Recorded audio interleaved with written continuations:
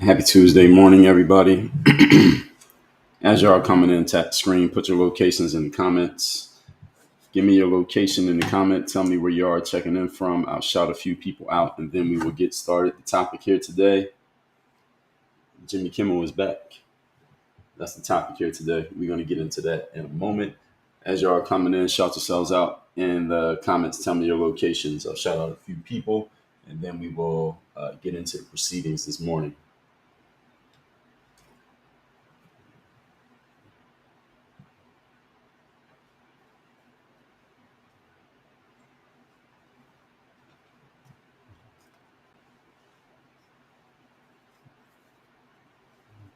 Shout your locations out as you're all coming in the comments, and we're going to get started in a moment. I'll shout a few people out, and then we will get into it. Let's see. We are live on Rumble. Good morning, Rumble, live on YouTube. ROI Vlogs over in Augusta, Georgia. Shout out to Augusta. I've been to Augusta. Shout out to Augusta National Golf Club. I rode past it. Couldn't see inside of it, but I rode past it. Shout out to Augusta, Georgia. Shout out to Thompson, Georgia. Of course, Atlanta. We are live on YouTube, clearly. It says we are live on X. Let me check.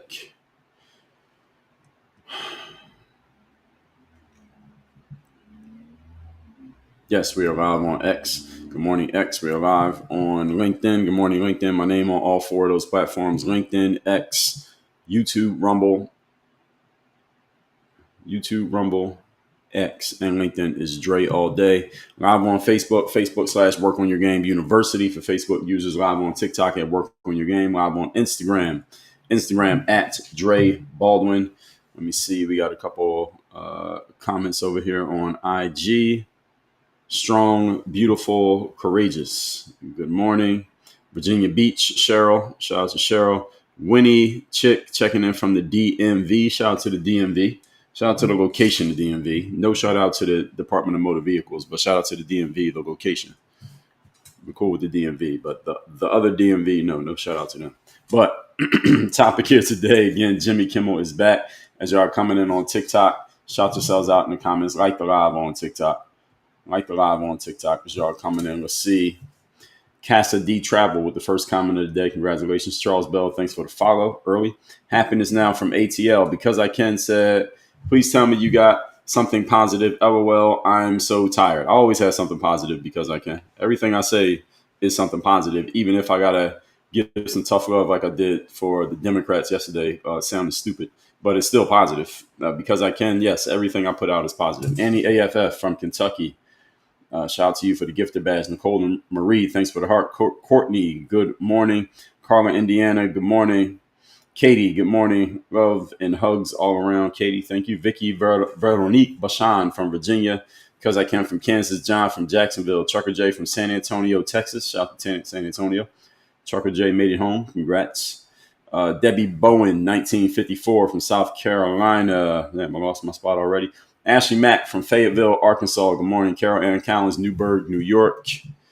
Let me make sure I'm on the right page here. John, thank you for the heart. LDG, thank you for the share. John said, yes, we are live everywhere. Marky Man from Sacramento. User 748 from San Antonio. So San Antonio, heavily represented already. Pride checking in from Greenville, ECU. Is that Eastern Carolina? Shout out to Eastern Carolina University. Cheryl Butler, thank you for the follow. Shina H, good morning. Jean, good morning from upstate New York. Debbie Bone from SC, South Carolina. Cheryl Butler, good morning. Murphy the Mutt from Bristol. Lahet, buenos dias. DMV said, you will not Hulu and Disney. Well, Jimmy Kimmel's coming back, so I guess you got to keep your subscription so you can watch Jimmy Kimmel. I mean, isn't that the whole point? Ain't that the whole point to watch Jimmy Kimmel? Dwayne Mitchell from Detroit, good morning. Sherry from Louisiana, good morning. Triple OG 619 said, you're awesome. Thank you. I haven't even gotten to my points yet today, so hopefully I can live up to that awesomeness. So the topic here today, folks, Winnie Chick said, who's my team? What team are you talking about? My team is Work on Your Game is my team. But the topic here today is Jimmy Kimmel, as announced by Disney/ABC. I predicted this last week. If y'all listened to my lives last week, I said this was going to happen. Everybody knew this was going to happen. I can't even take that much credit for it. I mean, it's not like this was it's not like you had to go out on a limb to guess this, that Jimmy Kimmel, he was not canceled. He wasn't fired. His show was not ended. All he was suspended. He was indefinitely suspended, which means you're suspended until we say you can come back. And after the backlash that happened with the Jimmy Kimmel thing, we knew he was going to come back, and it wasn't going to take that long. And here he is. It wasn't even a week. The Charlie Kirk thing happened, maybe it was a week and a half. It wasn't even 2 weeks. Jimmy Kimmel is back. Of course, they're going to bring him back because Jimmy Kimmel is pretty popular with a bunch of people who don't like Trump. And Jimmy Kimmel's been going pretty hard at not liking Trump. And Jimmy Kimmel has a 20-year track record. So he has an established audience. We knew he was going to come back. Now he's back. So his show is going to return to the air tonight, September 23rd, after being suspended nearly a week ago over his monologue comments about Charlie Kirk's assassination.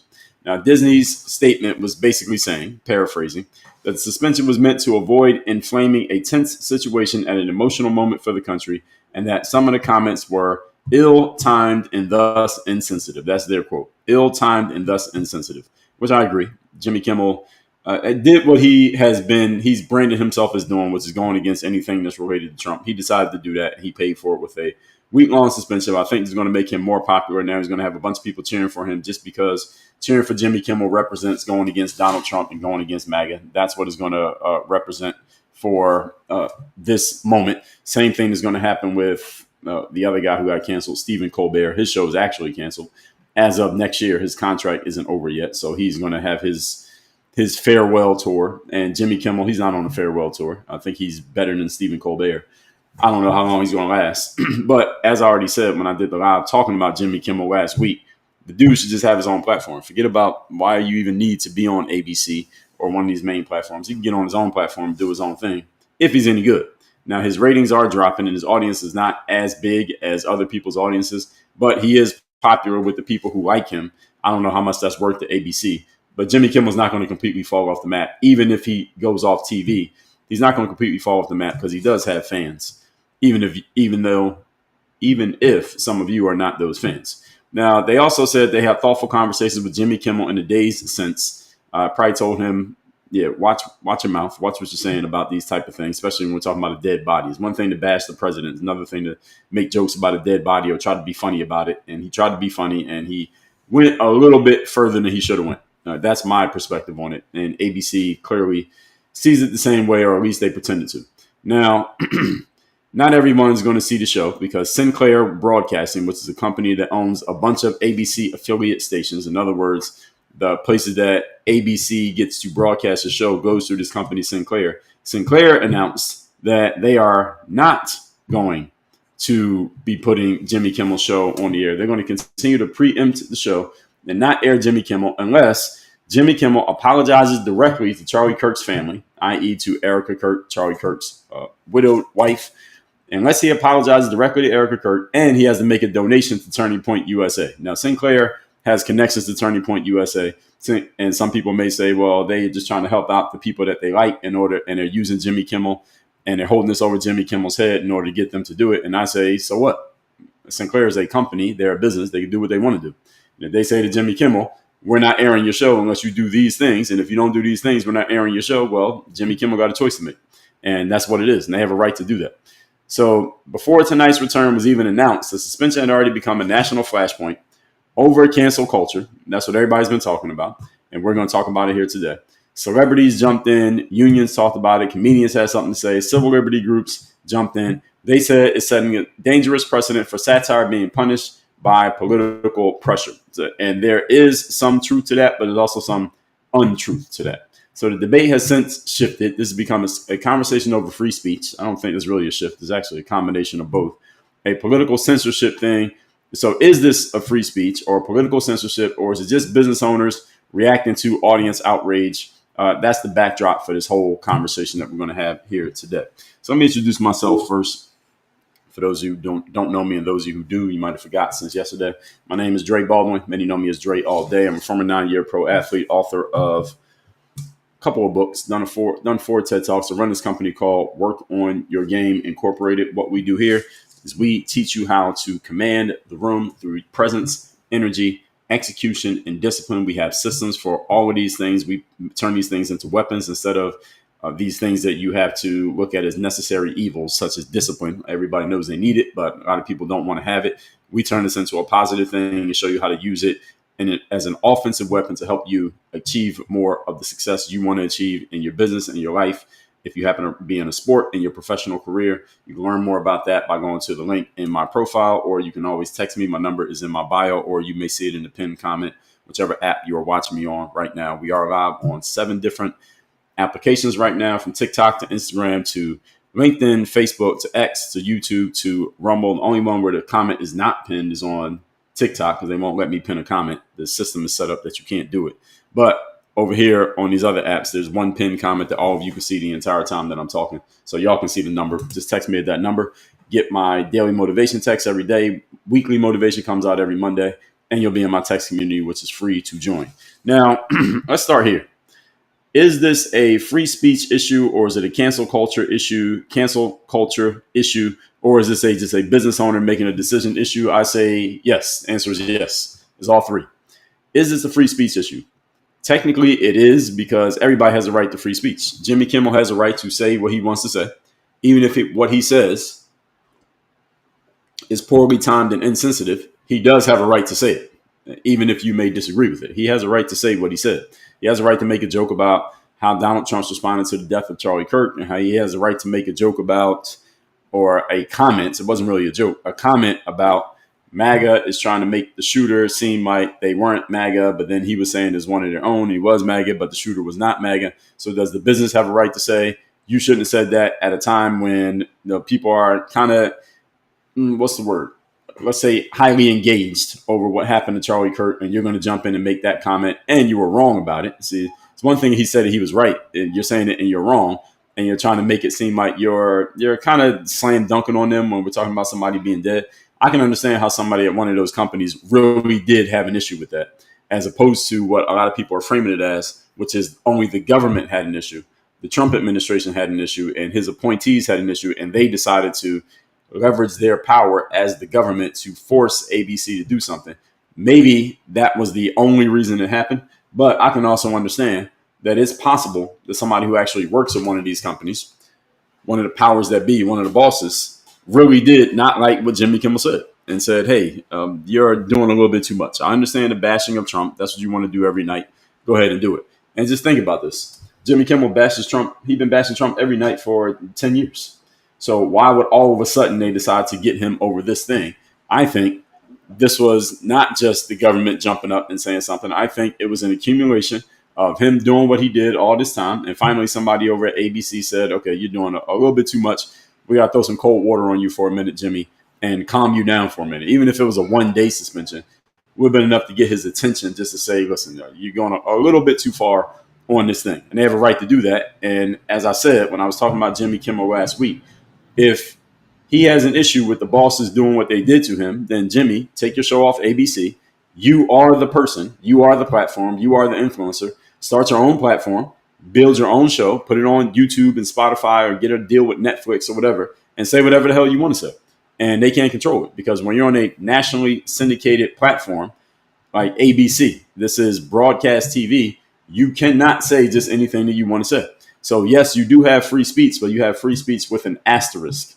The asterisk next to your free speech is that there are certain things that you can't say in certain contexts in certain locations. And ABC is one of those locations, and ABC has certain contexts. You can't just say anything on ABC.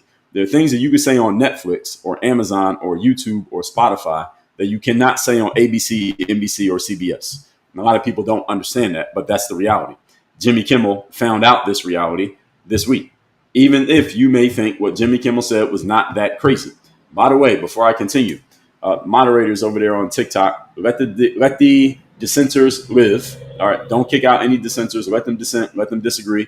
Y'all engage with them if you want to engage with them. Ignore them if you want to ignore them, but don't block them. Don't mute them. Let them talk, because I do want to get to, when I get to the comments later on, we will address any comments of people who happen to disagree. But let the disagreements be in there, because without the disagreement, there's no need for the soundboard. All right, we need the soundboard. So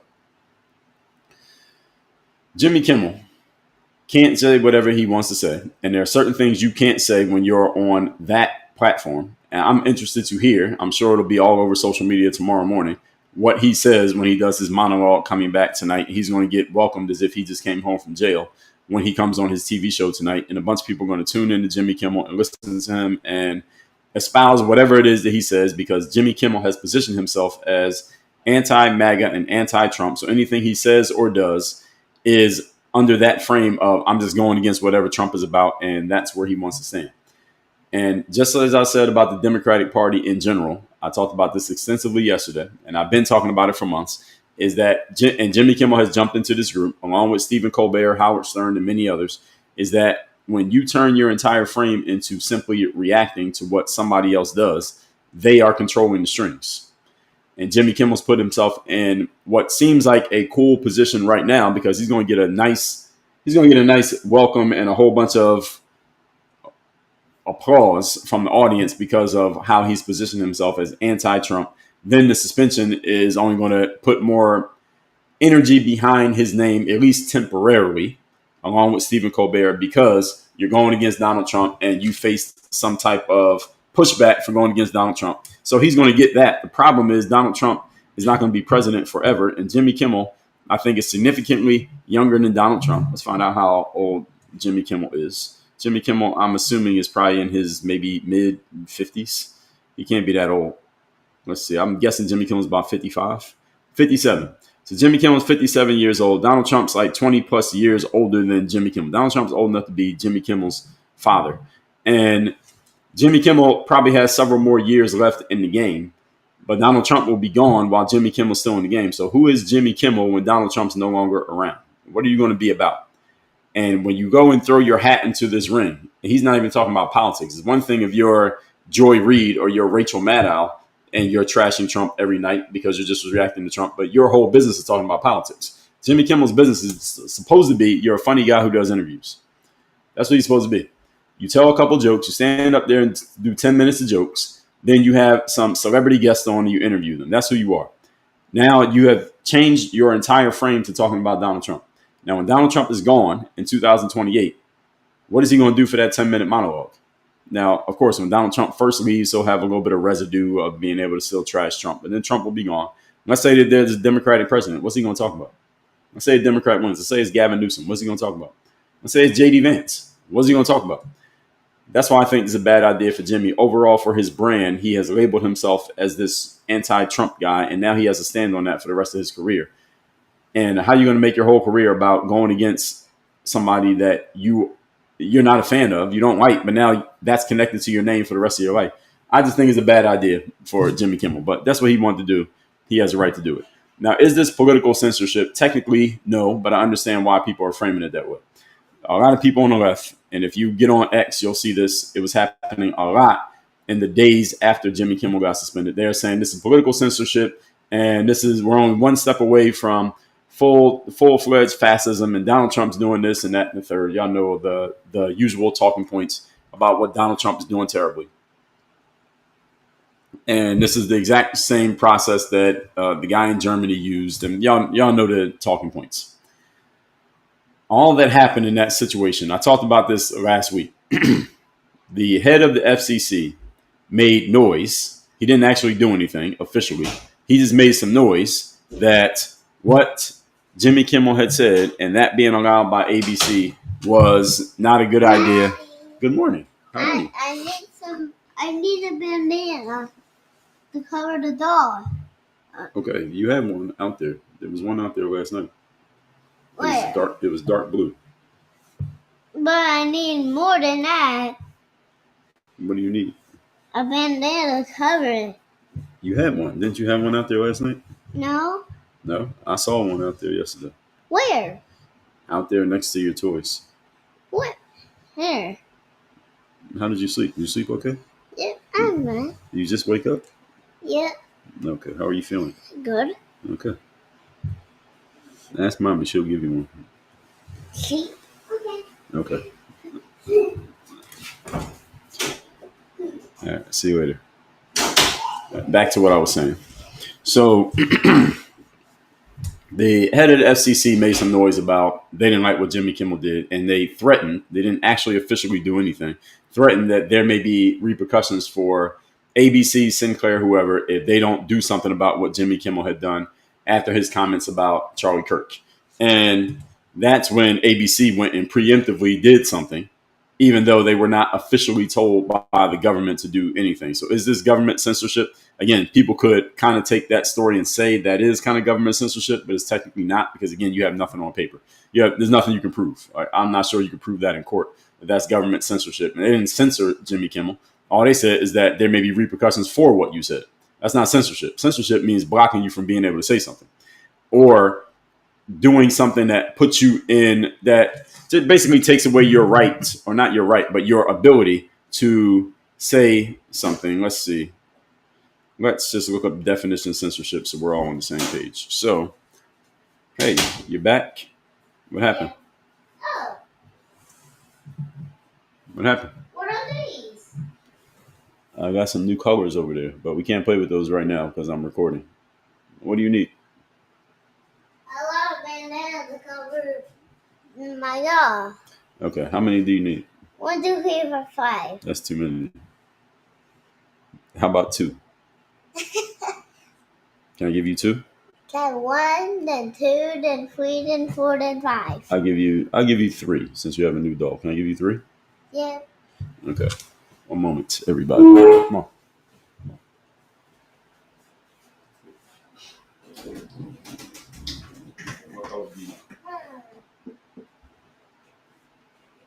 Blue and already. Ooh, yellow.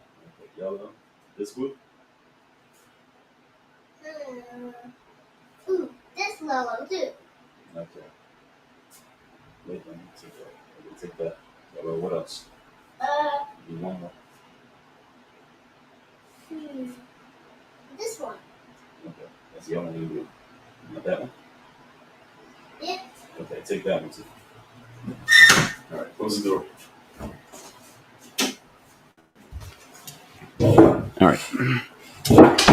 All right, now, back.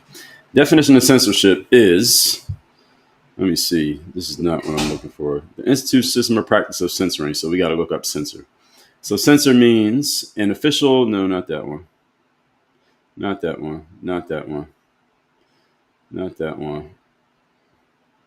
To suppress or delete as objectionable, or to examine in order to suppress. That's what it means to censor something, to suppress. Now, did they suppress the message of Jimmy Kimmel? I would say no, they didn't. All they said was you're going to get a penalty for your message. They didn't stop him from giving the message, and they didn't tell ABC they had to stop Jimmy Kimmel from talking. ABC did that on their own. So if you want to say censorship, then ABC is the one who did the censoring, not the government, technically. But this situation is, pretty much over at this point, so does it really matter? Not really. Now, as far as this being cancel culture, this one is quite rich, coming from anyone who's leaning to the left. And most of the people defending Jimmy Kimmel are leaning to the left. To say that this is censorship or cancel culture, as if cancel culture is a negative thing, is quite rich. Because during the virus that happened 5 years ago, the cancel was coming from the whoever was supporting the virus mandates and rules. Cloth mask on your face, even though the cloth mask does not do anything.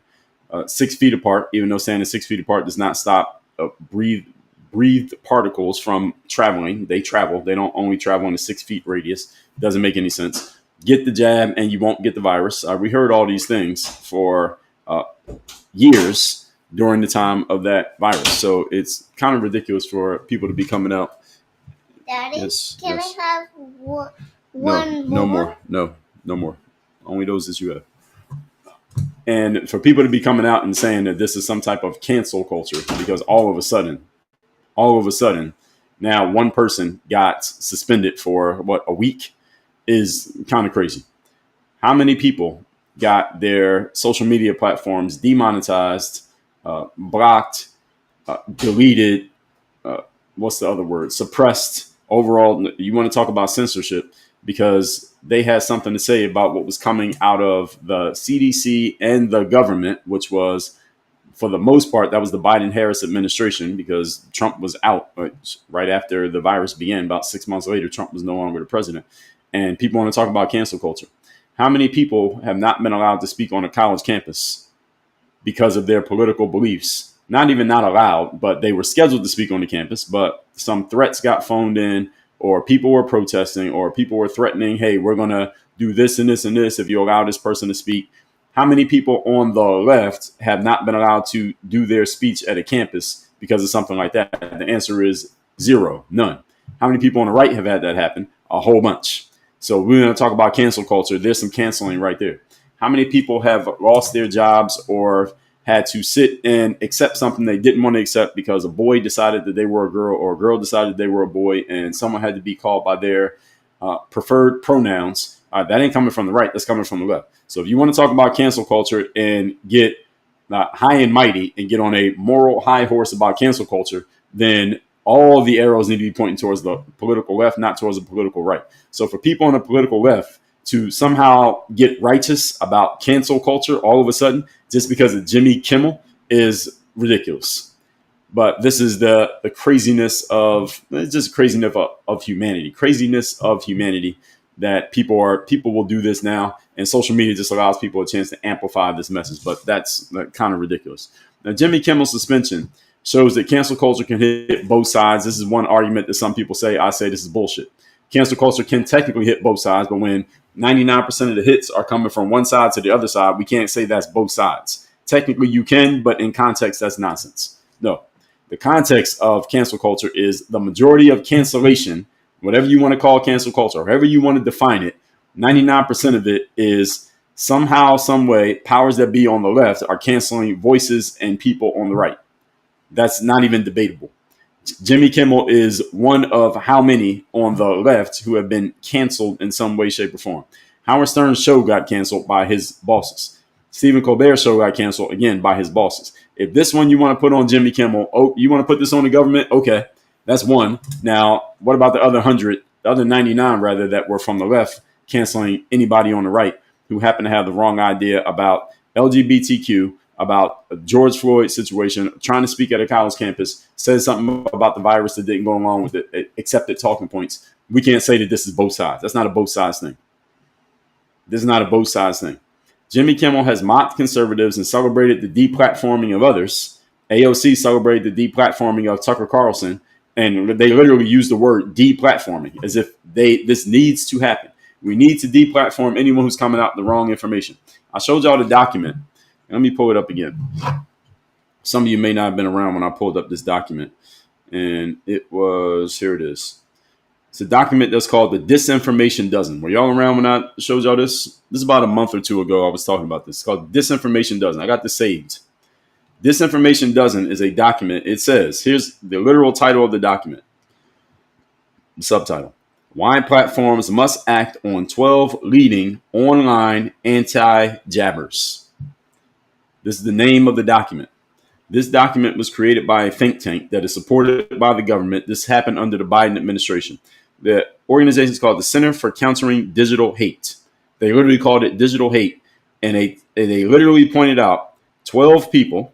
I'll say their names: Joseph Mercola, Robert F. Kennedy Jr., Ty and Charlene Bollinger, Sherry Tenpenny, Riza Islam, Rashid Badar, Aaron Elizabeth, Sayar G., Kelly Brogan, Christian Northrup, Ben Tapper, and Kevin Jenkins. These are 12 people who were actively and very effectively, I guess we have to say, putting out messages that went against the accepted ideas of what we were being told about the virus back in 2021. They put a document out telling people, this is basically a warning shot coming from this think tank, that, hey, the administration in charge, which was Biden Harris at that time, is going to do something if you don't do what you're supposed to do to silence these 12 people. You want to talk about cancel culture? Here's some cancellation for you right here. And a lot of y'all don't even know about this. And this was cancellation. So people saying that Jimmy Kimmel has mocked others. He got suspended. Conservatives saw it as karma. I say somewhat, but that ain't enough karma. If that's karma, that's only the beginning. All right. This proves that nobody's immune once the precedent of cancellation is accepted. I say that's true. I don't like the concept of cancellation culture. I don't like the concept of people being canceled because they have an opinion that somebody else doesn't like. America is built on the concept of free speech. But if we want to get righteous about that, we should have got righteous about that 5 years ago. It's a little bit too late to be getting righteous now. If you're on the left getting righteous about it now, where were you in 2020? Where were you in 2021? Where were you? Where were you when Tucker Carlson got canceled? If you want to talk about cancellation culture, where were you then? Where were you when Donald Trump, the president himself, January 2021, he was still the president, when the president got kicked off every social media platform after January 6th? You want to talk about cancellation? The president got kicked off every social media platform? Really? Where were you then? If you're on the left and you're talking about cancel culture in 2025, where were you in 2021? I didn't hear anybody saying anything. There's a lot of people who are afraid to say anything to support Donald Trump at that time.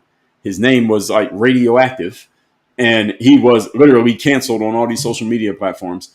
Where were you in 2024 when the Biden DOJ allowed, tacitly, they allowed all those court cases against Donald Trump designed to cancel his ability to run for president? Literally, they tried to interfere with the election and stop this guy from being able to run for president.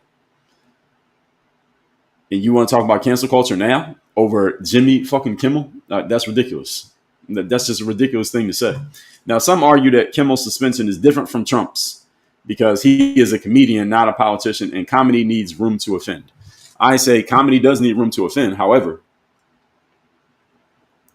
if the president can be canceled, what do you think they could do to everybody else? I said this in 2021. I wrote an article, an email that went out to my list the day after Donald Trump's suspension. So January 6th happened. I think he got suspended on like January 7th. And on January 8th, I put an email out.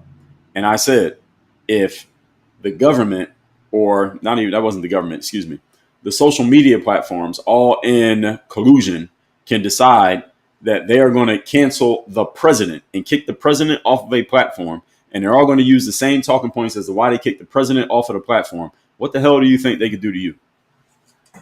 So this is a warning, a continued warning that I've continued to share with my audiences over the years, that if you're going to build a brand on social media, if you're going to use social media to get your message out, as I'm doing right now, be wary. All right, you are using social media as a tool. Do not allow it to use you, because any day they could decide you got a little bit too much influence and we don't like what you're telling people with that influence. So you know what? We're all going to decide at the same time you can't talk anymore. And boom, there goes your accounts.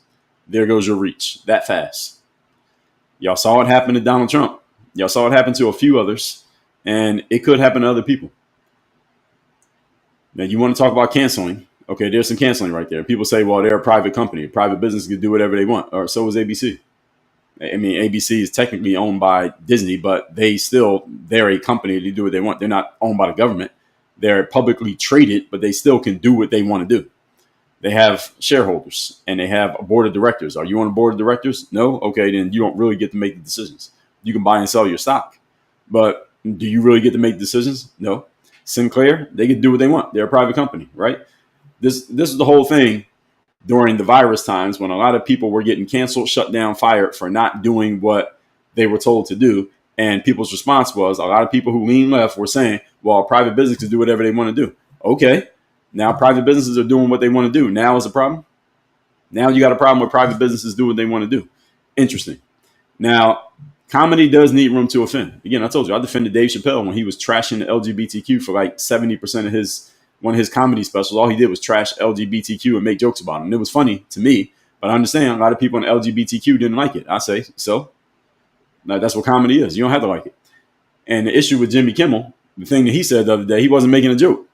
He was being serious. This is the issue, and that doesn't mean Jimmy Kimmel is wrong. He's not allowed to be serious, being that he's a comedian. The issue, I would say, if I was talking to Jimmy personally, is that, dude, your brand is about you're funny, lighthearted. This is supposed to be something light and easy for me to watch before I go to sleep. You're trying to be taken seriously. Pick a lane. Are you trying to drive in two lanes at the same time? Which lane are you in? That's why I think it's a bad strategy for Jimmy Kimmel to have even done this, but now he's already in it, so now he can't get out.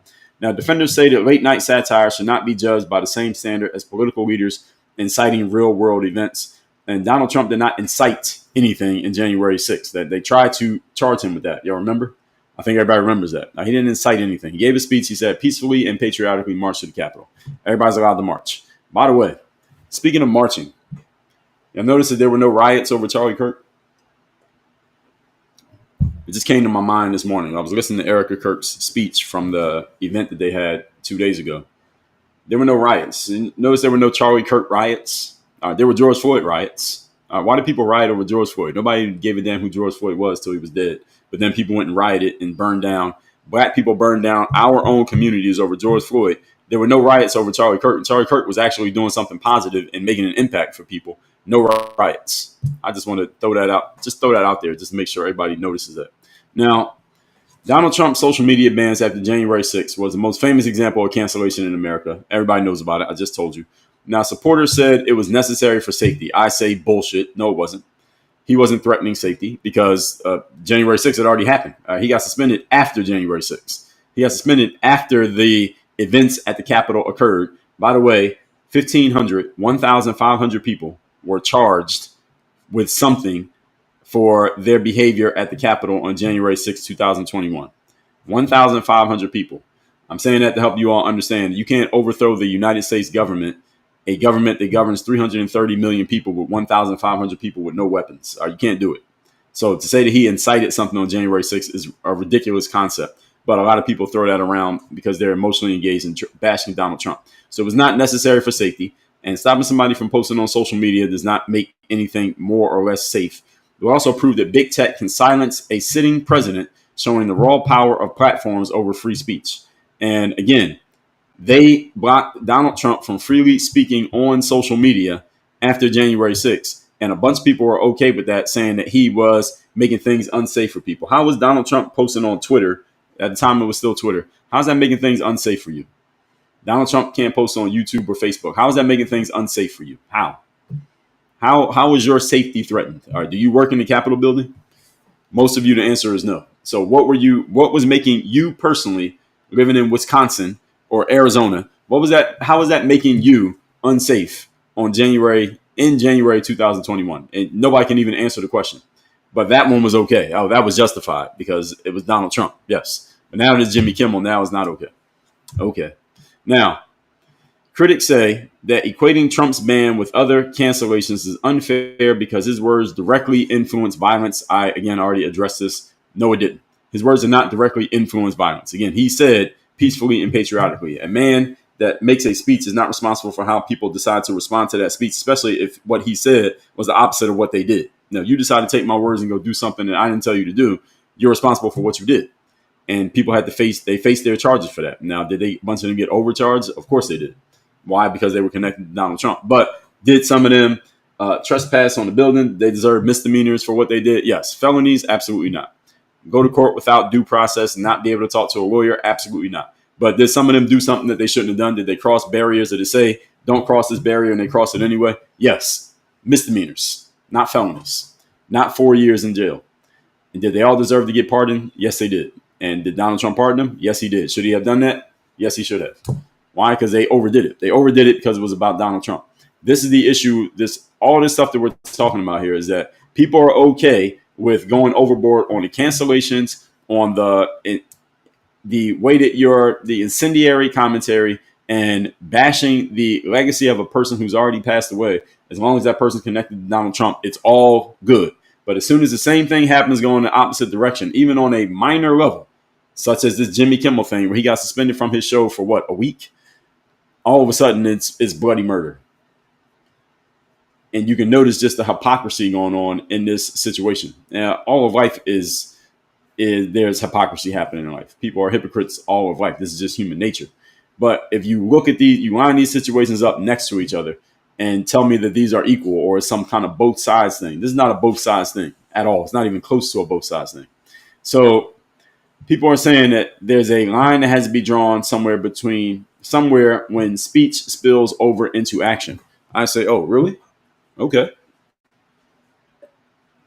We draw a line to where when speech spills over into action, have we not heard, not only from everyday citizens, not only from people on TV like the Rachel Maddows and the Joy Reids and whoever else, Don Lemon and all these other folks, not only from the paid influencers on social media, but from actual elected officials, from the AOCs, from Bernie Sanders, from Kamala Harris, from Joe Biden. Have we not heard them say that Donald Trump is a threat to democracy? Have we not heard that?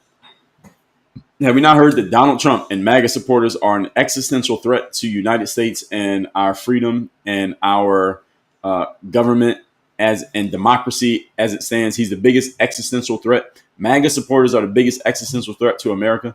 Have we not heard that for the last 10 years? But when something like that gets said over and over and over and over again for 10 years, then a former president running for president again, this is Donald Trump in the summer of 2024, gets a bullet shot by his ear. You can't blame the rhetoric that's been going on around for 10 years. That has nothing to do with it. Okay. And then when Charlie Kirk, one of the most prominent supporters of Donald Trump, who helped him get elected, gets his life taken from him while doing the very thing that helped Donald Trump get elected in the first place, going to colleges and speaking to students, he loses his life and gets assassinated in broad daylight in front of a bunch of people.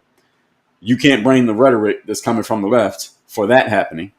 But Donald Trump gives one speech in D.C. on January 6th, and every terrible thing that anyone who's a MAGA supporter or just a straight white man has done, all of it has to be connected to Donald Trump, and there's no argument about it. There's no possible pushback that can be accepted. But when all the stuff coming from the left saying that Donald Trump and MAGA are existential threats to the safety and the health of America and the democracy and our Constitution, and then bullets get shot at these people, that's hey, we don't know. We can't blame it on anything coming from the left.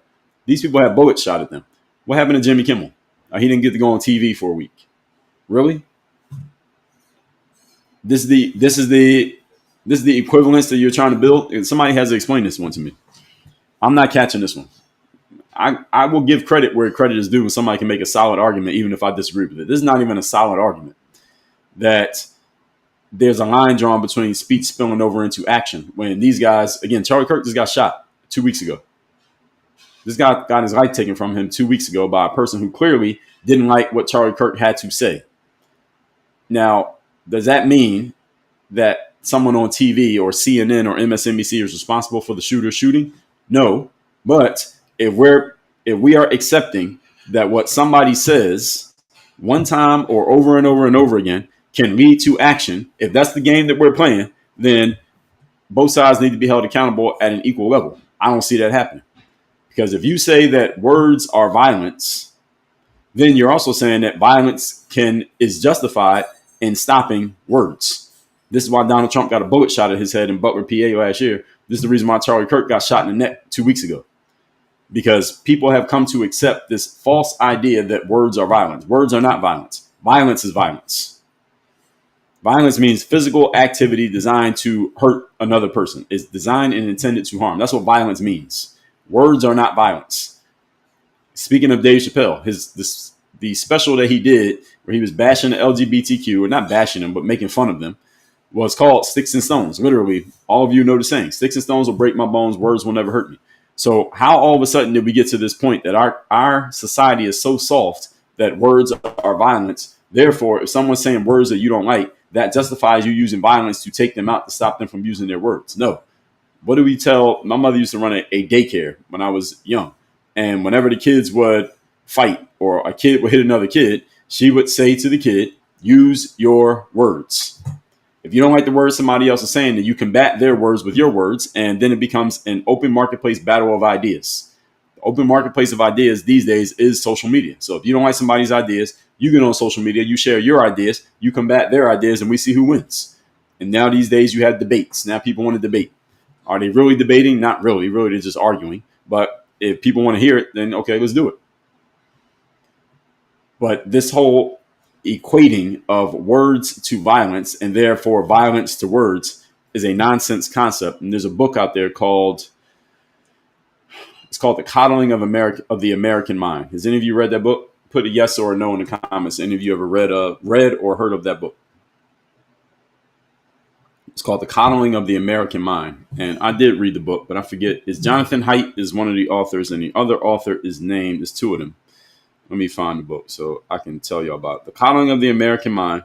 The authors are named Jonathan Haidt, Haidt, and Greg Lukianoff. These guys have written a couple of books together, these two guys. Jonathan Haidt, Greg Lukianoff. It's called The Coddling of the American Mind. I listened to the audio. Here's the audio version. It looks like this. All of you should read this book because this book is all about, the subtitle is How Good Intentions and Bad Ideas Are Setting Up a Generation for Failure.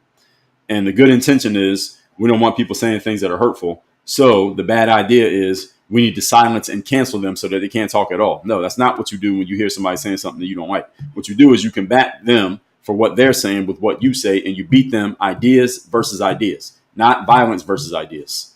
Once again, how Charlie Kirk lost his life. Violence to shut down ideas. No, it's ideas versus ideas. You don't like what Donald Trump said on January 6th? Okay, then you give a speech on January 7th and say why he was wrong. That's the way it works. And if people don't want to hear what you have to say, then the will of the people is the will of the people. That's the reason why we have elections. That's the reason why 2020 will always be in question. Ideas versus ideas. And again, these two authors, they've written a couple other books that I want to read. They have one called The Anxious Generation that I haven't read yet that I'm going to read. They have one called The Righteous Mind that I didn't read yet. So they got 3 books. Coddling of the American Mind, The Righteous Mind, and The Anxious Generation. Righteous Mind, I started, but I didn't finish it.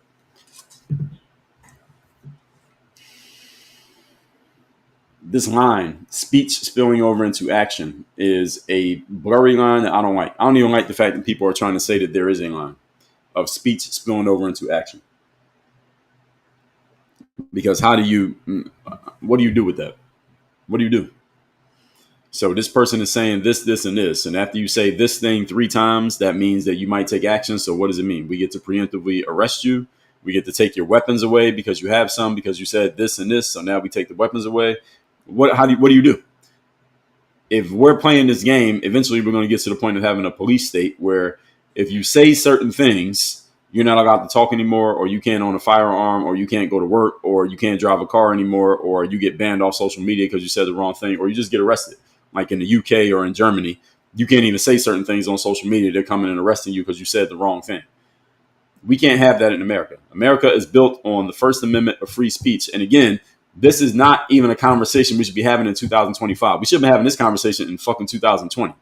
If people want to be serious about this, we should be having this conversation back during that virus. That's when it was more serious. This is nothing. This Jimmy Kimmel stuff is play. This is child stuff. When it was really affecting people's real lives and their real livelihoods and their real situations was in 2020, all the way up through into 2022, when we were dealing with the effects of that virus, and the Biden White House putting out a statement that's saying it's going to be a long, cold winter of destruction and death for those of you who don't take the jab. They literally said that. The White House put that out as an official statement from the White House. And people are losing their jobs, not being able to go to work, couldn't open their businesses, and lost their livelihoods, had it stripped out from underneath them because they didn't want to go along with what the CDC was saying. When the CDC clearly told us right to our faces, take the jab, you won't get the virus. You want to talk about cancel culture and draw a line on things. Again, Jimmy Kimmel is what you want to draw a line on. Nobody gives a damn about Jimmy Kimmel. How many of you actually were watching the Jimmy Kimmel show regularly before this happened? I knew who he was, but I wasn't watching the Jimmy Kimmel show. How many of you are watching this show? Put a yes or no in the comments if you were watching the Jimmy Kimmel show. Before this happened, who was watching his show? Jimmy Kimmel only had that many fans. Jimmy Kimmel they say he was getting like 125,000 viewers a night. Now, 125,000 is a lot of people in a vacuum, but when you're on broadcast national TV, 125,000 is not that many people. People get more viewers than that on Candace Owens gets more views than that on her YouTube videos. So this whole concept of now we're going to draw a line because of Jimmy Kimmel is laughable, if nothing else. Now, the COVID situation proved how deep cancel culture runs, as I already told you. And years later, now those same questions have been proven valid. The same questions of the people who are conspiracy theorists, many of their questions are proven valid, yet careers got destroyed for asking those questions. That was the real canceling, that if we want to get righteous about anything, get righteous about that, even those people who are on the left. Now, defenders of those actions say it wasn't cancellation, but it was public safety. That wrong information spreads faster and it can cost lives. I say bullshit. I call complete bullshit on that. I've already addressed that. Now, DEI and LGBTQ debates. That sparked another wave of cancellations. We want to talk about cancel culture. So professors, authors, professionals lost jobs for questioning policies or even using the wrong pronouns. And critics say that this enforces conformity, inclusion. It enforces conformity, not inclusion, and it punishes honest dialogue. Again, that's the real cancel culture. The real challenge out here these days is, again, words. Use your words. If you disagree with what somebody says, you got to beat their idea in the open marketplace. One of the 12 commandments of my brand, my company is called Work on Your Game. We have 12 commandments over here. It's actually 13, but I call it the 12 commandments. One of our 12 commandments is the open marketplace commandment. And this is documented, by the way. This is not just something that I'll show you all what I mean so you know that I'm not just making this up.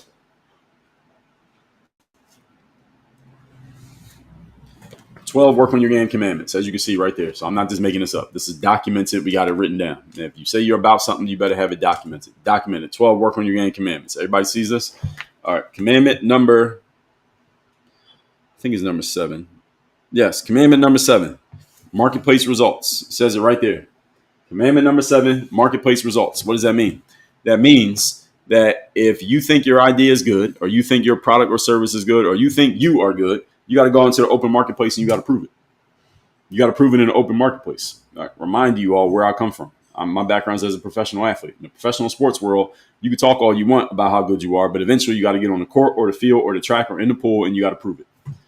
You got to prove it against the other people who think that they're good. And we're going to see. The scoreboard is going to tell us the result. That's the way it works. That's the open marketplace. So if somebody's idea you think is bad, you got to go into the same open marketplace where they're at, and you got to beat their idea with your idea. This is what Charlie Kirk was doing every single day. It said this guy was doing like 250 gigs a year. Just going to places and talking. Why? Because he was going into the open marketplace to prove that his ideas were better than the ideas of his opponents. And that's how it's supposed to be. That's how politics is supposed to work. That's how the open marketplace is supposed to work.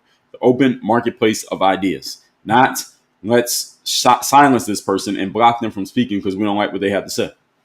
Not let's use physical violence against this person so they can't give a speech. Not let's threaten to protest and to be violent at the Candace Owens coming and speaking at some college so that Candace Owens can't speak because now the administrators of the school are afraid of violence. So they're going to cancel the speech and not let Candace talk. See, that's not the open marketplace of ideas. If you run the college campus, how you allow some students or some people who are not even from the campus to come in and block a speaker that you hired to come and speak to your students, how you even allow that to happen is beyond me. But this is the world that we've accepted this as this is just what it is. Personally, I think that's ridiculous. I find that to be ridiculous. How are you going to not allow someone to come and share an idea at a college campus, at the place where the next generation of high-level thinking individuals allegedly are going to be produced? You're not allowing somebody to come and speak because you got some rabble-rousers who want to block that person from talking. Again, I don't see anybody from the left being blocked from talking by protesters. I don't see that happening. I only see it coming from the other direction. But all of you tell me if you see something that I'm not seeing. Now, activists argue that refusing certain standards, or when it came to DEI standards or misgendering people, that the consequences are justified, and they say that cancellation is a form of accountability, not censorship. I say complete bullshit. That is censorship. It's not accountability to tell somebody that if you have the wrong idea, you get blocked or stopped or you can't talk. No. Again, open marketplace of ideas. That's the reason why I share with you. Open marketplace commandment. You got to go on an open marketplace and you got to prove it. My idea versus your idea. Let's go. Not let me block you because I don't like your idea. That's not acceptable. Now, the real issue here is consistency. That's the real issue, because people cheer when their enemies get canceled and then they cry when they get canceled.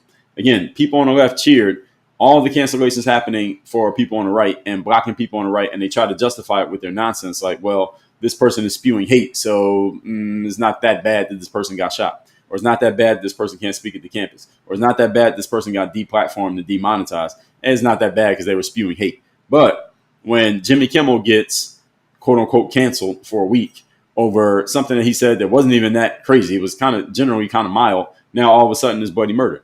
Again, what Jimmy Kimmel said wasn't even that crazy. He said crazier things than that in the last 10 years. But if you're going to play this game of somebody getting canceled because someone on the other side doesn't like what you have to say, okay, then any reason is as good as any other reason. Any reason is a good enough reason. Show me the man, I'll show you the crime. If this is the game that we're playing, you got to remember who's in charge of the White House right now. And people, I think this situation might remind people of that. And the consistency is what's missing here. I don't mind if the rules are people getting canceled for saying what they want to say.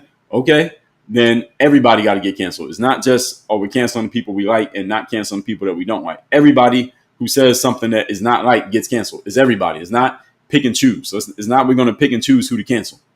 We pick and choose on no one. Anyone who says something is not liked by enough people on the other side, you're canceled to the point that nobody can talk. If that's the game you want to play. But America was not built on that. The principle America was built on was freedom of practice of religion, which is what the First Amendment is about, actually, is about the practice of religion. And we extended it into basically free speech, meaning you can say what you want to say. You can even speak out against the government if you want to, which is what it appeared Jimmy Kimmel was doing. In bad taste, his timing wasn't right. His delivery was off, but he has a right to do that. So for people to come out and say, hey, Charlie Kirk it's not that bad that he lost his life because he was spewing hate. But by the First Amendment, they have a right to say that. But also people have a right to respond to it. And this is what I talked about yesterday when we talked about the politicians and the government. What game are you in? Are you in the game of being right? Or are you in the game of winning elections? Because some of the things that you're saying are probably going to cost you at the ballot box. Now, many still believe that certain speech should be suppressed. Many people believe that hate speech should be suppressed. Speaking of this, let's talk about this concept. I'm not a fan of the concept of hate speech. I don't even believe it's a real thing. I've even gone on record and said this on my podcast. Hate speech is not a real thing. Now, technically, I know it technically is a real thing, that there are things that are literally labeled hate speech. I've been suspended on TikTok more than once for quote unquote hate speech. And here's the thing. Even Pam Bondi, the Attorney General of the United States, she came out saying something that sounded very ridiculous, talking about they're going to go get people or arrest people or do something to people if they're spewing hate speech. She put her foot in her mouth by saying that. All right, no, we're not doing that. We're not doing that. I'm saying on a colloquial, metaphorical level, not a literal level, there is no such thing as hate speech. Why is this? Why do I say this? Because, first of all, the First Amendment, which we've been talking about a lot here today, defends hate speech. Hate speech, everybody, is defended by the First Amendment. Does everyone understand what I'm saying here? You have a right to hate anybody that you want to for whatever reason you want to. For their gender, for their orientation, for their race, for their religion, for what color their sneakers are. You don't have to like anybody you don't want to like. You can actually objectively hate somebody if you want to for any reason. And you have a right to say it out loud if you want to. You have a right to do all those things. Now, that doesn't mean you can't get fired from your job. Doesn't mean your friends can't still be your friends. Doesn't mean you can't get ostracized by your community for saying those things. But nobody can block you from saying it if you want to say it. Everyone has a right to say whatever they want to say. I don't like the concept of hate speech. I don't like the concept at all. I also don't like the concept of misinformation. There's no such thing as misinformation. Just people know what they're talking about and people who don't. It's people who are telling you something that's accurate and people telling you something that's not. even racism, I do believe is a real thing. By definition, it's a way of thinking. But if someone wants to be racist, they got a right to be. All right, there's no crime. Racism is not a crime. Just like hate speech is not a crime. Just like misinformation is not a crime. I could tell you something that I know is not true. I can literally lie to your face. That's not a crime. If I want to lie, I can tell you a lie. Those are not crimes. Those are defended by the First Amendment. So a free society does not need to draw boundaries and block quote unquote harmful speech. This is nonsense. This is the coddling of the American mind. This is the softness of our era. We're in a soft era right now. We have a whole bunch of soft-minded individuals. Some of you who are listening to me right now, I'm talking about you. Any of you who wants to do something like block or attack or have rules against quote unquote hate speech or quote unquote misinformation or quote unquote racism, this is softness. All right, you're allowed to be hateful. You're allowed to be you're allowed to misinform people if you want to, and you're allowed to be racist if you want to.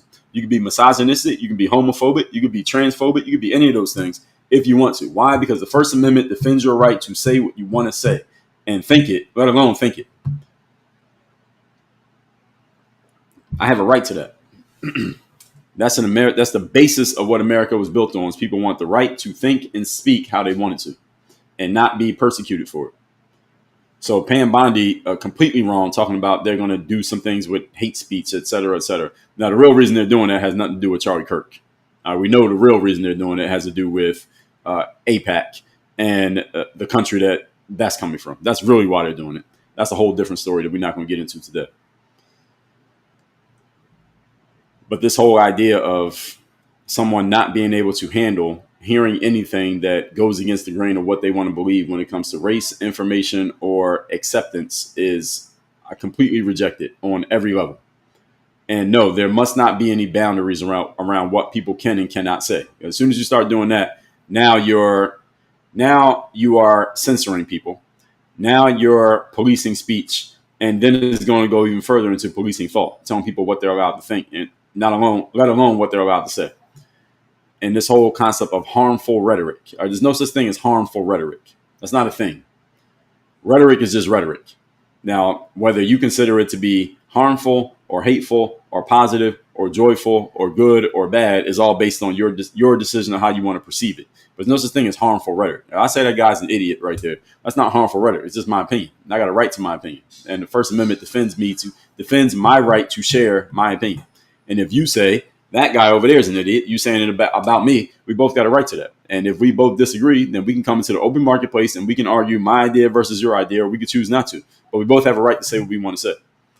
So I completely reject this idea about drawing boundaries around speech, any kind of speech, or this whole concept of there being some type of harmful rhetoric. That certain things you say can hurt or harm other people. No, that's not true. Certain things I say, I just say. Now, how you decide to take it may hurt you. How you decide to take it may be harmful to you. But what I said didn't actually do anything to you. Because again, sticks and stones may break my bones, but words will never hurt me. You can say whatever you want to or about me. It's not hurtful or harmful to me unless I decide to take it that way. And if I decide to take it that way, you say something about me, you say that guy's an idiot, or I don't like his shoes, or whatever you want to say about me, I could decide to completely ignore it if I want to. I could have never even heard what you said, or I could decide to take it and say that that's devastating to me and it sends me into a state of depression. That does not make you a bad person for saying it, because you have a right to say what you want to say. Me taking it that way is much more a reflection of my own inner issues than it is a reflection of anything that you did wrong. That's the way I look at things. Again, sticks and stones may break my bones, but words will never hurt me. If you're at a point that you're trying to block people from saying what they want to say because you feel hurt or harmed or endangered by what that person said, well, you have bigger issues than what that person said. And I apply this to any group.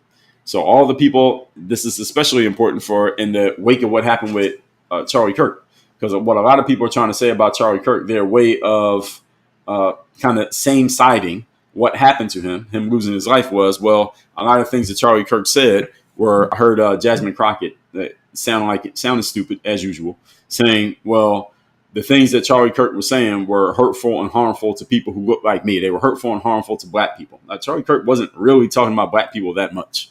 Charlie Kirk was really, for the most part, he was talking about Christianity and the nuclear family and whoever happens to be Christian. He wasn't really talking about a race at all. He wasn't talking about white or black. He was talking about Christianity and the nuclear family and how the conservative side / MAGA was the best representation of that amongst the options we have in America right now. He was 100% correct. He wasn't bashing black people. It was not like he was coming out and just saying, hey, here's all the things I got to say about black people. No. What would happen is he would go to these colleges and there'd be some black student there. They would come up and turn the conversation into a conversation about black people. Well, all the things you're saying, Charlie, how is that helping black people? And now Charlie, again, he's not the one who would say, hey, that's not even a topic here today. He would address whatever they want to talk about. So you're black, you want to talk about black people? Okay, let's talk about it. And then he would address whatever they said. But he wasn't coming out targeting, quote unquote, black people. And then when you get idiots like Jasmine Crockett coming out and trying to make it seem that way, then you get dumb black people who don't know how to think. And they're getting their intellectual cues from someone like Jasmine Crockett. You're already going in the wrong direction. You're already setting yourself up for failure. All right, how are you going to get intellectual cues from Jasmine Crockett or Kamala Harris or AOC? You can't. But again, appeal to authority. A lot of people tend to think that people have abilities that they don't have just because of positions that they hold. Different conversation for a different day. I've talked about that on my podcast many times. But a free society does not have boundaries over how people can talk. All right. What free society does have is people who are capable of talking, like Charlie Kirk, and they'll go into the open square and let's talk about it. That's all we can do. Now, Disney framed this that the comments were ill-timed and emotional. That allows them to restore Kimmel without forcing a full apology, and it can show some sensitivity without admitting wholesale wrongdoing. Well, listen, they're bringing him back because a bunch of fans, allegedly, didn't like what ABC did. And it wasn't so much about Jimmy Kimmel because Jimmy Kimmel shows on ABC. ABC is owned by Disney. And a bunch of people went and canceled subscriptions to anything related to Disney. And Disney has a lot of Disney-related stuff that they own.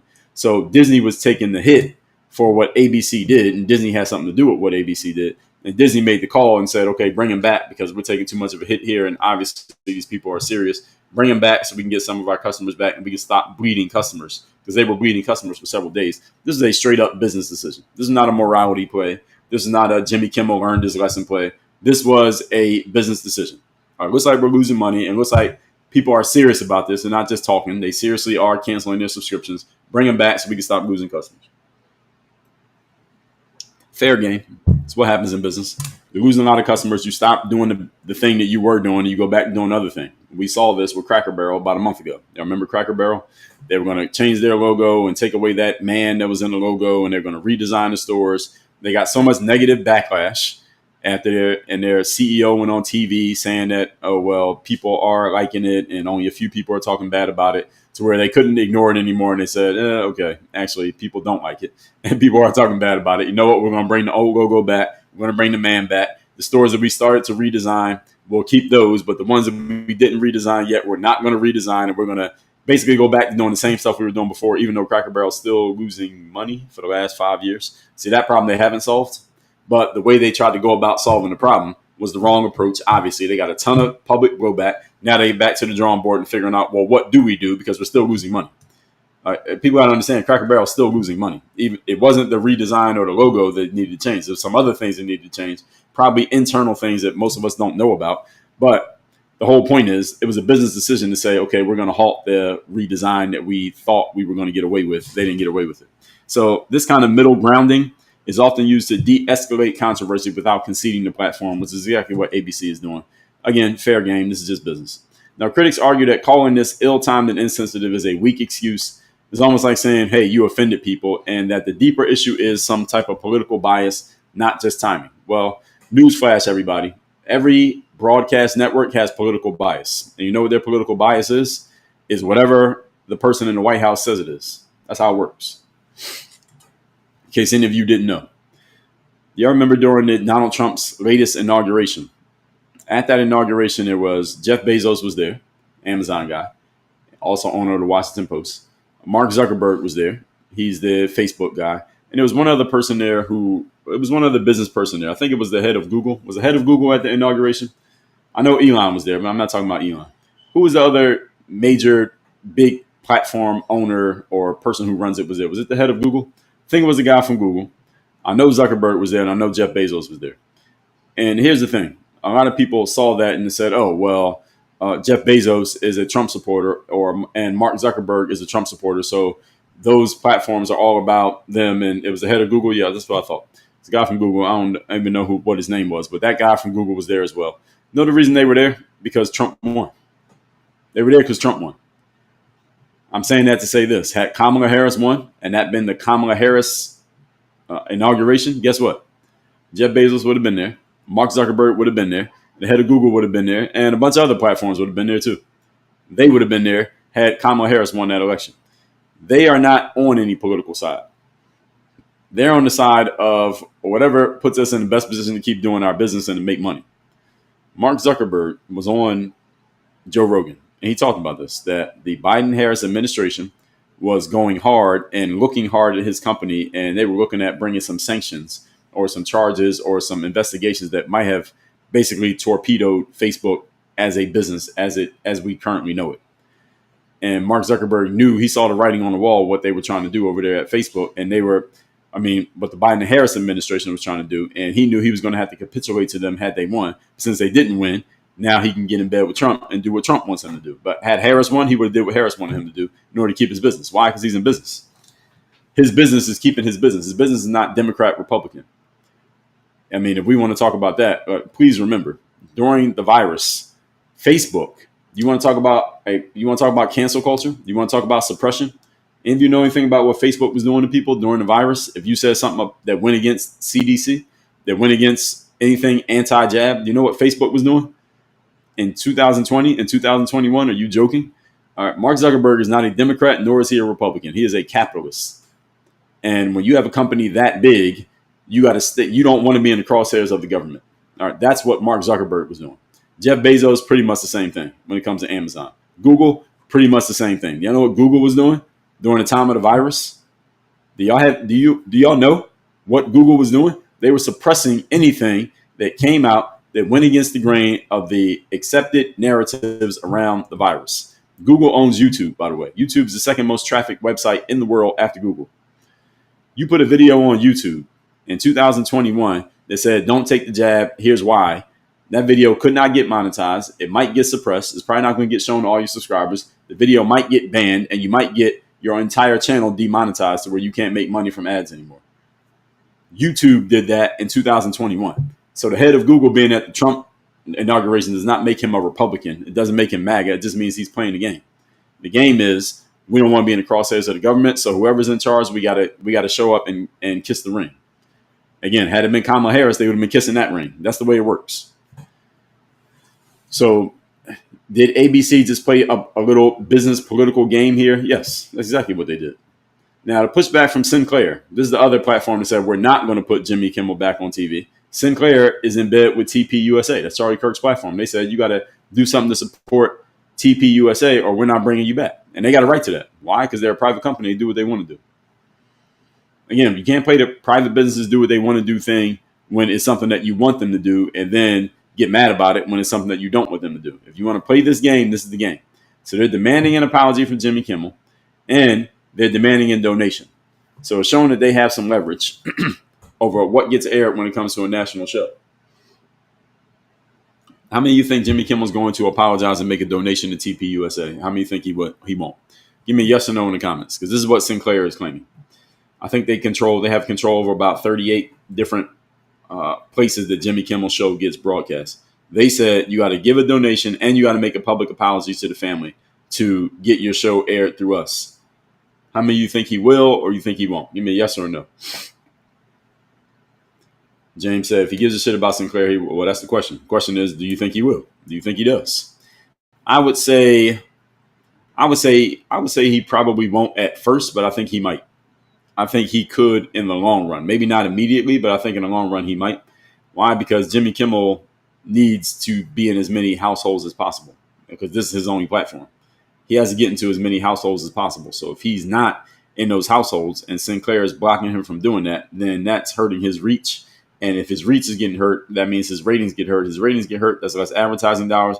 Less advertising dollars, that message gets back to ABC and the bosses at Disney, and they say, this guy's costing us more than he's making us. Pull the plug on that show. That's the issue.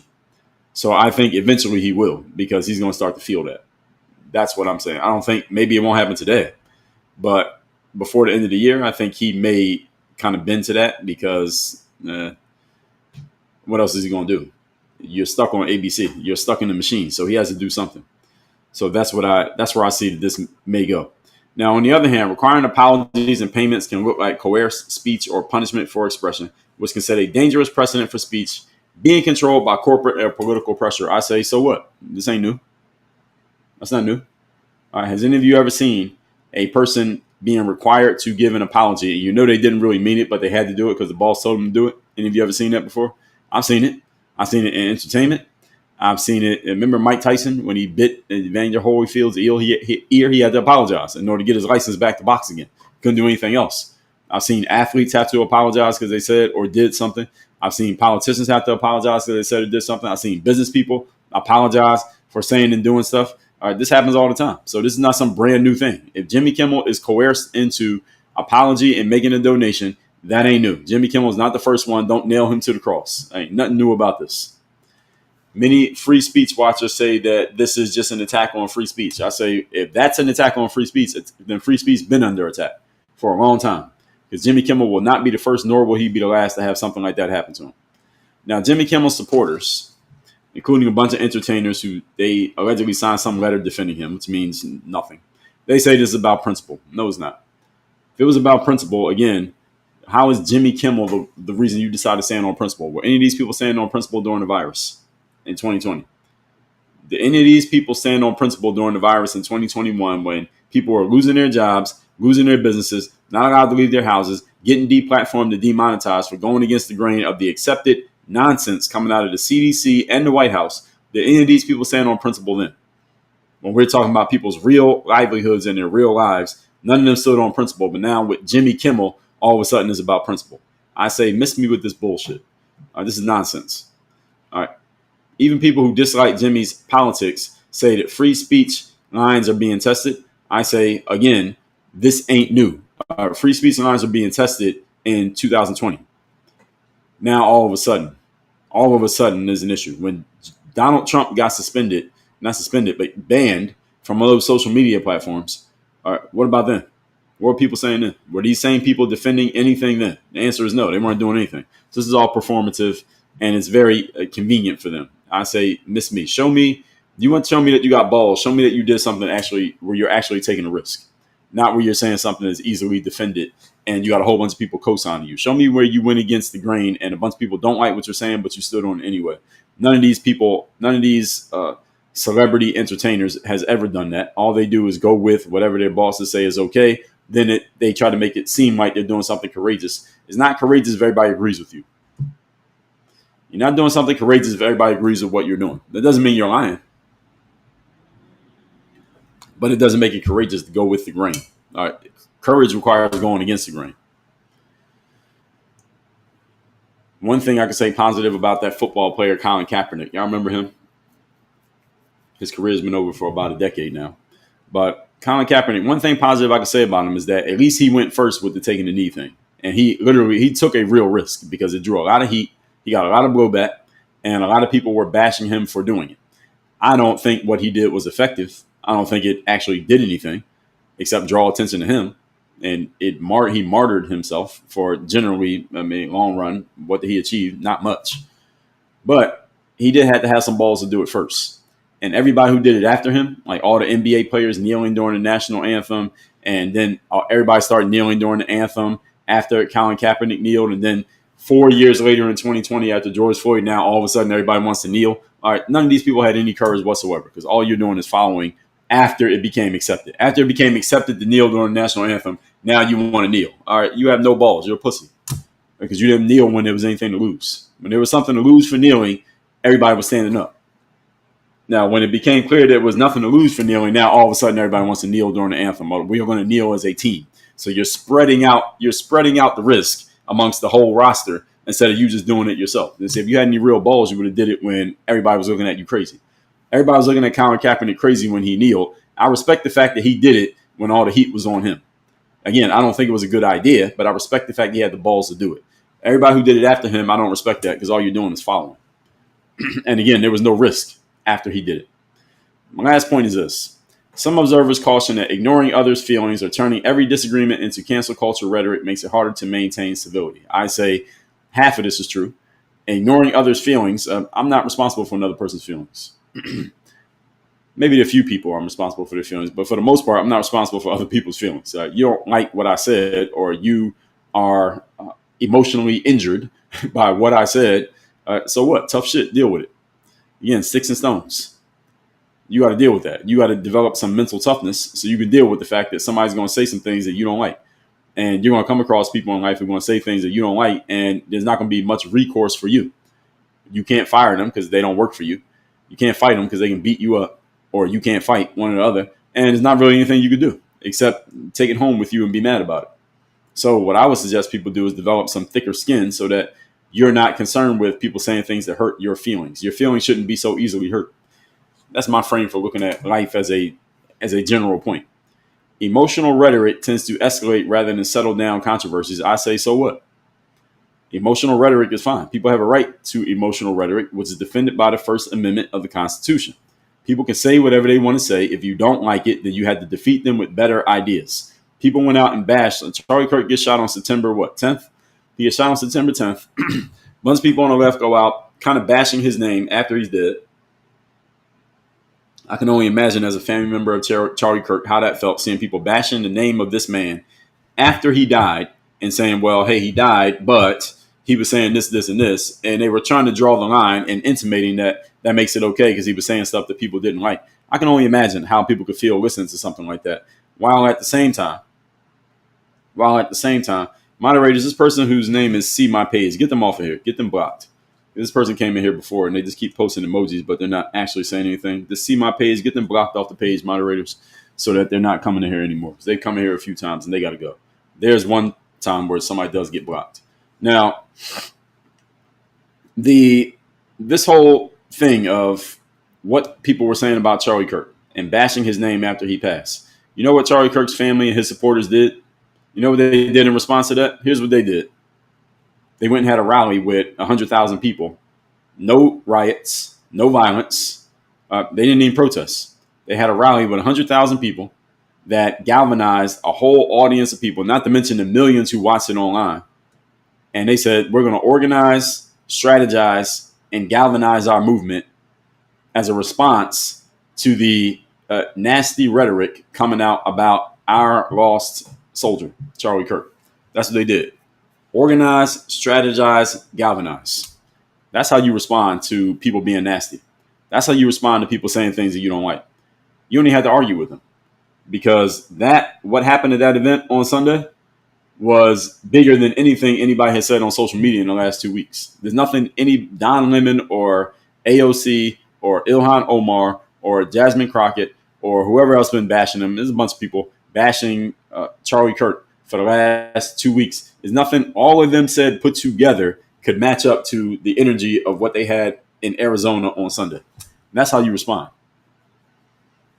And now those people still got to keep reacting to what happened on Sunday. They only had to make one statement on Sunday, a 10-hour event. Everybody who's somebody on the political right was involved or watching or engaged. That's how you respond. That's organization. That's how you respond to something like that. And they don't have to say anything else. That was a mic drop type of event, mic drop type of moment. They responded that way. Now, look how people responded to other situations with all this disjointed noise. And that was a signal. There's a signal and there's a noise. All right, the signal was clear that movement that Charlie Kirk had going. A lot of people knew of Charlie Kirk. I knew of him, but now everybody's paying attention. So it actually is going to make it bigger. And if Erica Kirk is about half of what she's been saying, then that movement's only going to get bigger. That's how you respond to something like that. All that being said, let's get to the comments, folks. I'm weighing whether or not I should take a where am I here? Weighing whether or not I should take a restroom break. I guess I need to. Let me take a quick restroom break, folks. Give me 90 seconds. Let me run to the restroom. Then we're going to get into the comments here. You got a question or comment? Hold it for 1 moment, 90 seconds. Let me take a restroom break. We'll get to it, and then we will get to our favorite sounds. Let me get my soundboard warmed up. And y'all can like the live. How many likes we got? We got exactly 100K. Have some more pie. It doesn't matter if it's boiled or fried. I'll be right back. Strawberry cheesecake.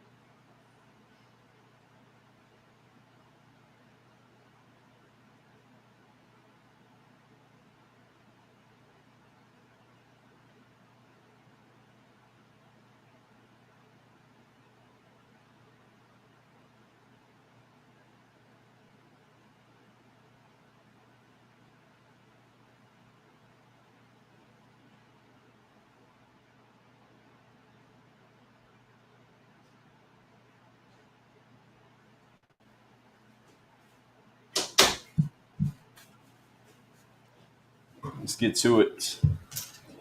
Let's see what we got here. I will start over on YouTube. Ann Hamilton said, never watched Jimmy Kimmel. He was too political and not funny.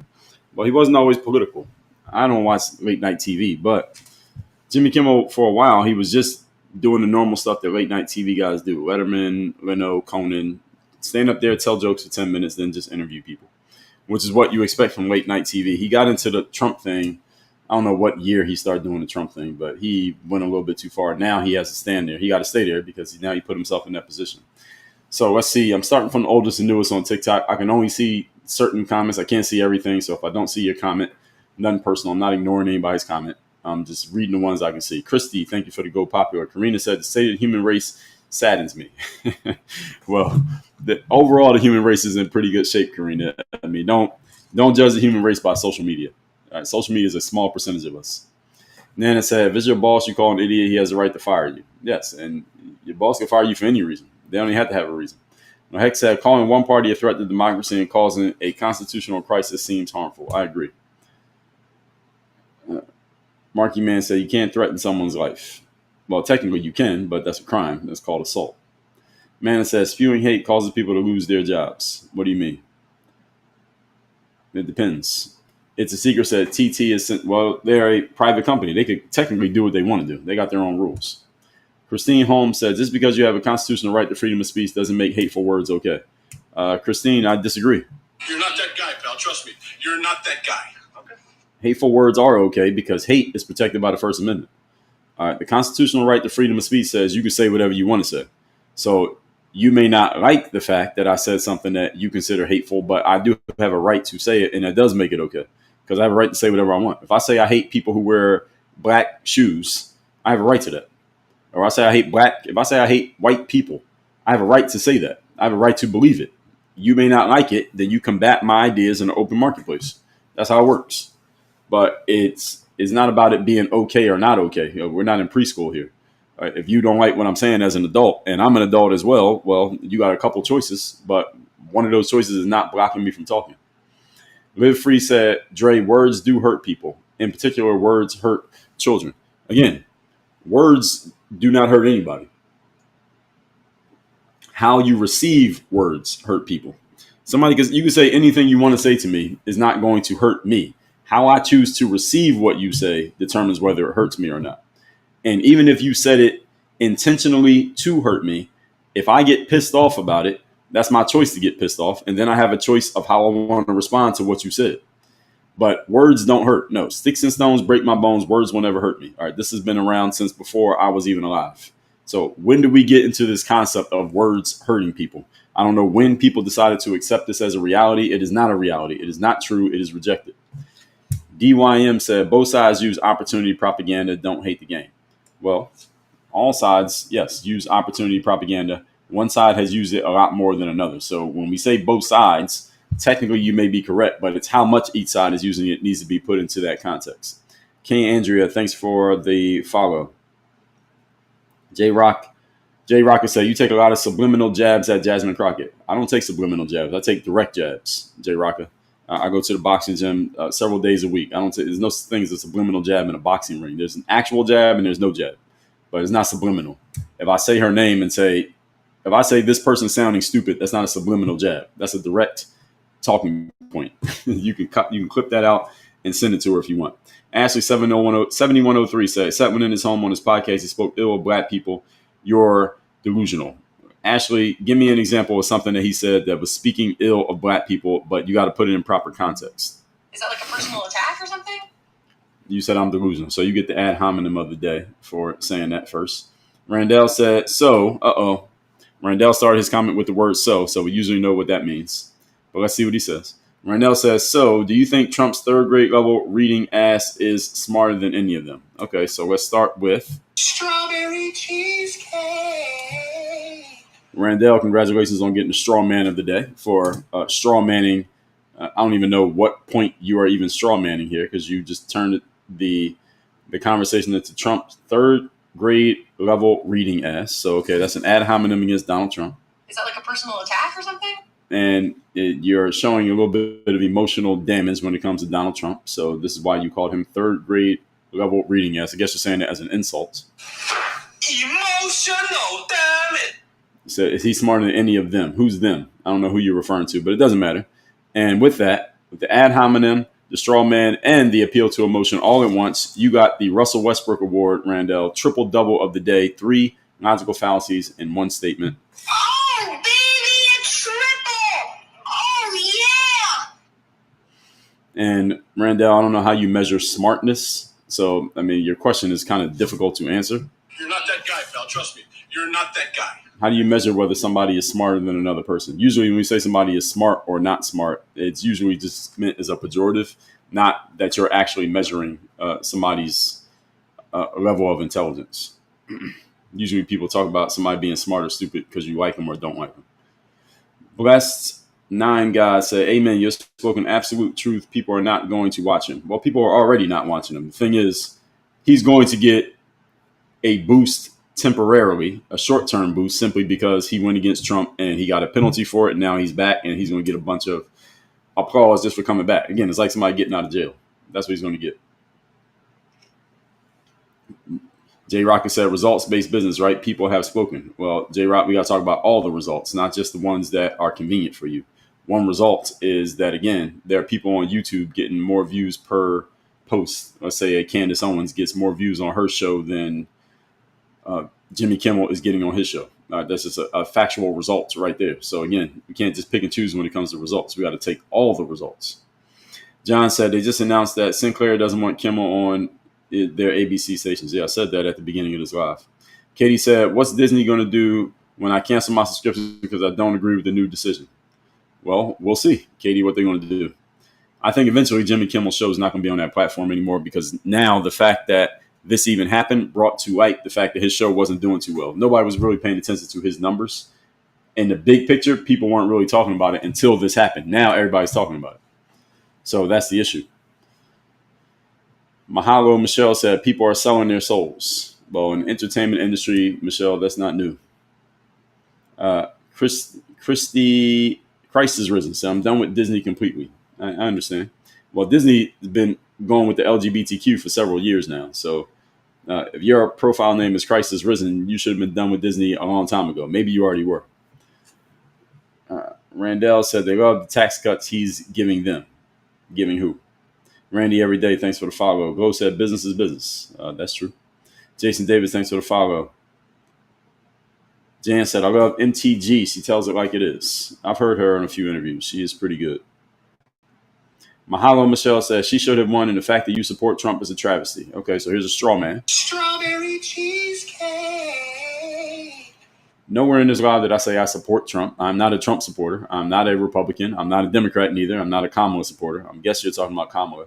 And what do you mean she should have won? Mahalo Michelle, we had an election. And she lost the election. So what are you talking about she should have won? That doesn't make any sense. Are we in preschool here? Have some more chicken. Have some more pie. It doesn't matter if it's boiled or fried. Murphy the Mutt said Facebook suspended me a few times. Yeah, if you said the wrong thing at that time, you definitely got suspended. Jerry Copeland, thanks for the follow. Furu the Guru said Facebook was censoring me so much in 2020, Zuck had to come out and apologize for it. Yeah, they did. They went hard. Crystal said they threw me in Facebook jail a lot. So a bunch of you got that. TX Junebug said I spent 9 months banned on Facebook in the first election year for Trump. Yeah, so this is what I want people to understand, that they have nothing to do with the it's whoever's in charge. That's who they jump on. Let's see. So a bunch of you said you got banned on Facebook. Yeah, so Sundar Pichai is the CEO of Google. I'm not pronouncing his name right. I remember what was those two guys' name that started it? I remember their name. Eric Schmidt and the other guy was what was the other guy's name? It was Eric Schmidt and it was one other guy. I remember the guys that started it, but I didn't know who the main guy is now. Sundar is a newer guy. The other guy's name will come to me in a moment. Lynn Mills, thanks for the follow. Jess, thanks for the follow. It was Sergey. It was Sergey Brin, and was it Eric? Eric was one of the guys at the beginning. I don't know if he was one of the guys that started. Sergey was one, and there was one other guy. I think it might have been Eric, but it might have been somebody else.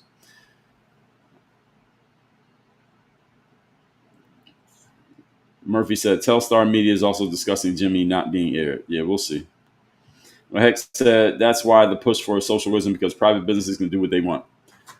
Is that why you think? And I think another reason for pushing socialism, because a lot of people feel like they can't afford life right now. But what you said may factor in. I understand. Glow said they canceled Trump's social media all, and his speech wasn't televised. Yeah, so, I mean, that's crazy. Winnie Chick says, Winnie Chick, send me a text message. You're asking about my book and one-on-ones. Send me a text. That number's right there, pinned on the comments on Instagram.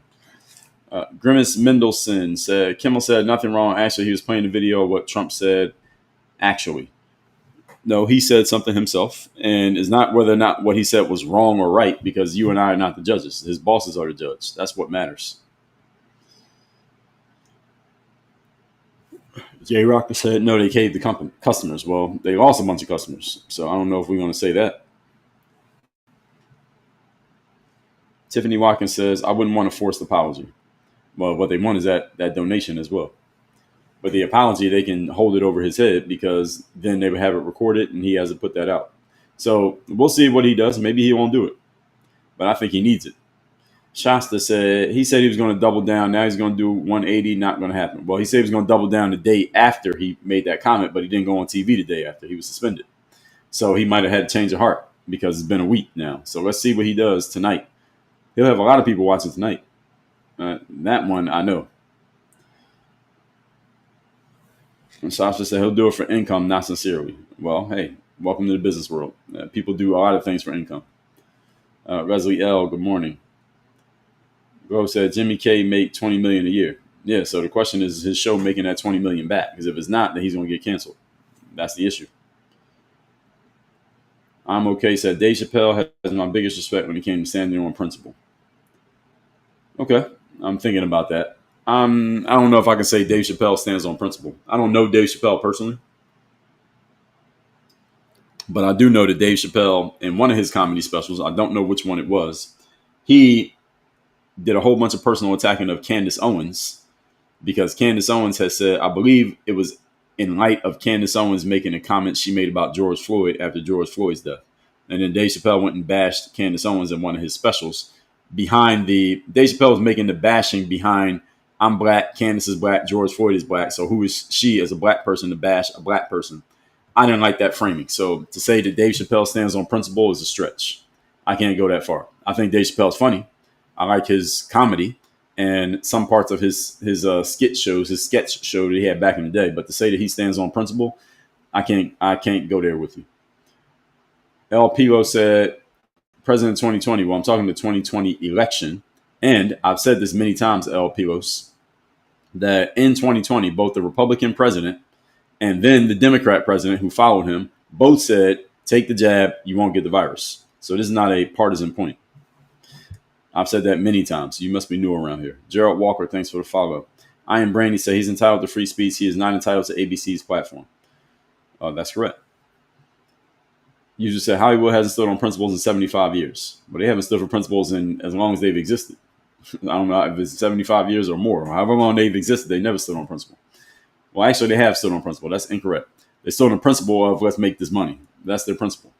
Depends on what principles you're talking about. Tony, thanks for the follow. Good Life Growth Network said Kanye. What about him?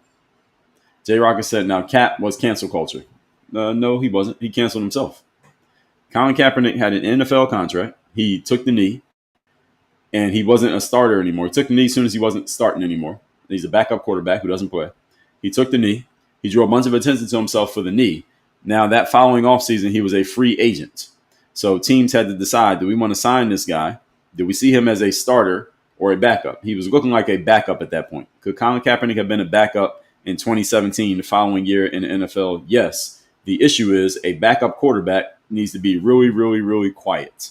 Backup quarterbacks don't draw attention to themselves. And because he was drawing so much attention for the kneeling thing, he was going to be more of a headache than he was worth as a player.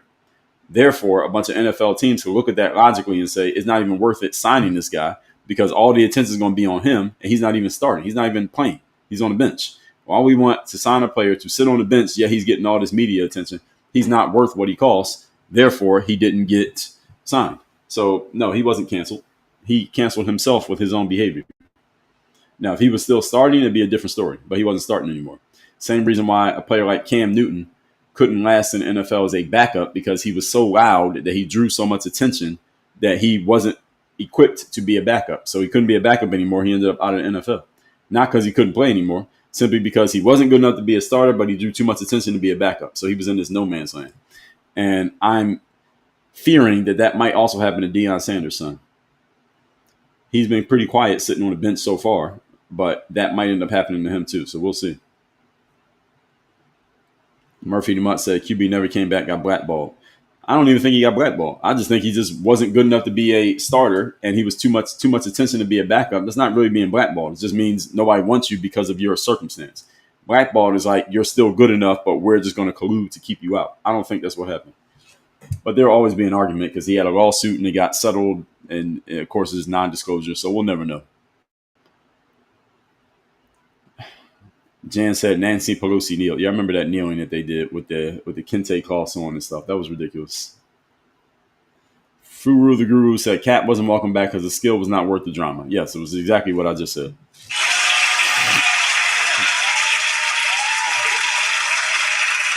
Furu said Terrell Owens is a perfect example of someone's skill being worth the drama.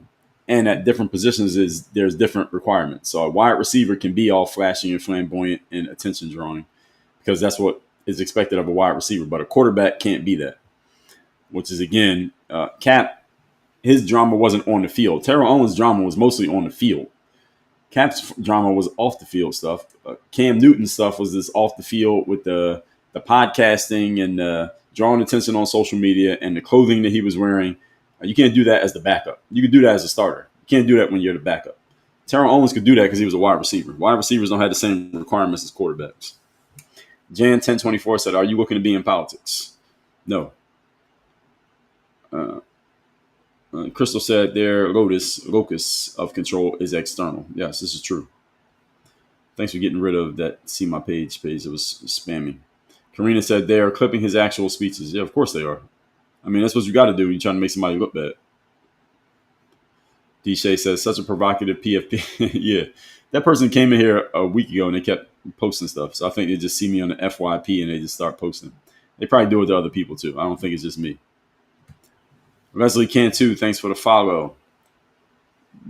Bree Near Jones said, new here. Did you vote for DT? Did you support Kirk? I did a whole live stream about who to vote for. And the answer is vote for yourself. I did 3 hours explaining that concept. If you didn't see it, watch that video on my YouTube channel. And do I support Kirk? What does that mean? Do I support somebody? People ask that question. I need more context of what exactly that means.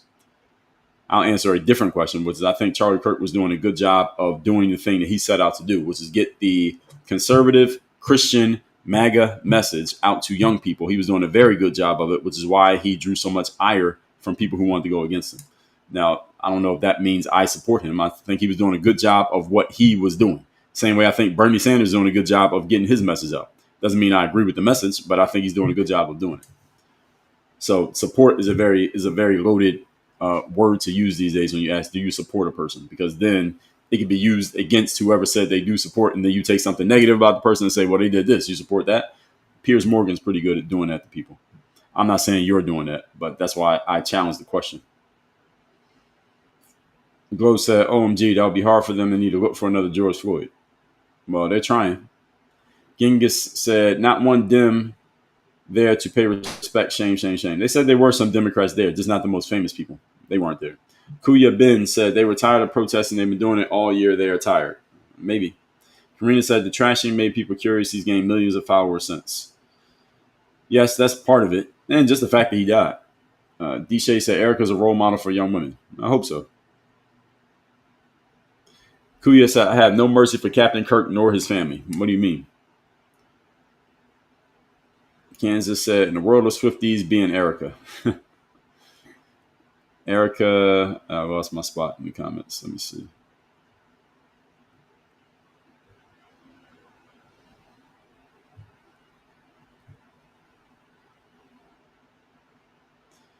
Erica is, no, saw that one. CW said, Erica forgave her husband's killer. That was powerful. Yeah, I saw the speech.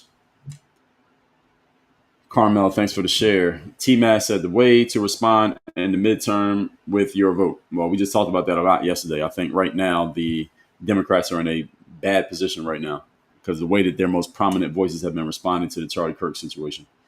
Deborah said, Erica may be the first woman president. People were saying that yesterday. It's a little bit too early for that. We got to let her talk a little bit more before we see. A lot of people seem to have a lot of momentum when they first start talking when they haven't said much. But if let somebody talking, we'll find out they have enough substance to get all the way to presidency. That's a tough position to get into. Again, see Kamala Harris 2024. First 2 weeks, it looked like she was unbeatable. But the more she talked, not so much. Karina said, you're 100% right because when I step outside, people are pretty decent. Yes, I mean, social media is not a real reflection of everyday life. Most people are not even on social media, let alone are they commenting. I am Brandy said he's entitled to free speech. He is not entitled to. They already responded to that. Kuya said free speech has its consequences. Yes, that's fine. Miss B said my grandpa used to call people like that panty waist, ones that let things hurt their feelings. Yeah, so your grandpa is from an older generation where this was accepted. Now this generation, you got a bunch of people who don't even understand the concept. Nana Cat says Sticks and Stones is a Gen X thing, a much tougher generation in my personal opinion. Yes, well, I'm Gen X. And yes, I'm from that generation where it's Sticks and Stones, and I still live by those principles. CW says, not what they call you that matters, what you answer to. Your response matters more. I agree.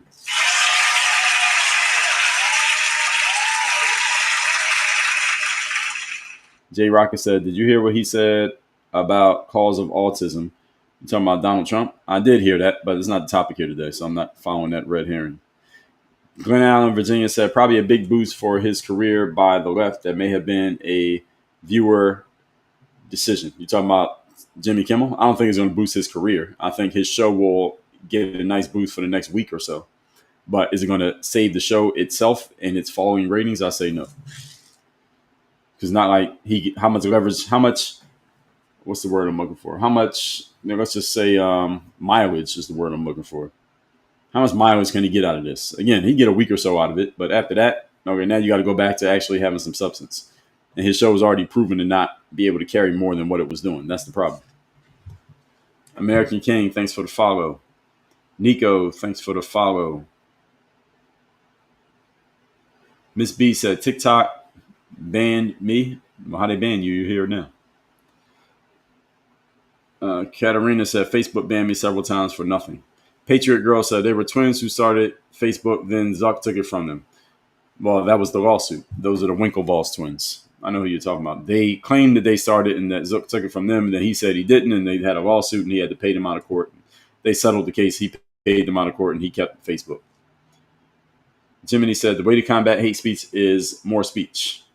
Yes, or you can ignore it, but you don't stop them from talking because you can't block somebody else from talking.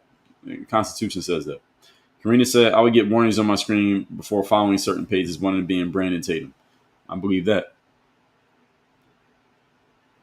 Kuya said, Captain Kirk wanted public executions, and he got it.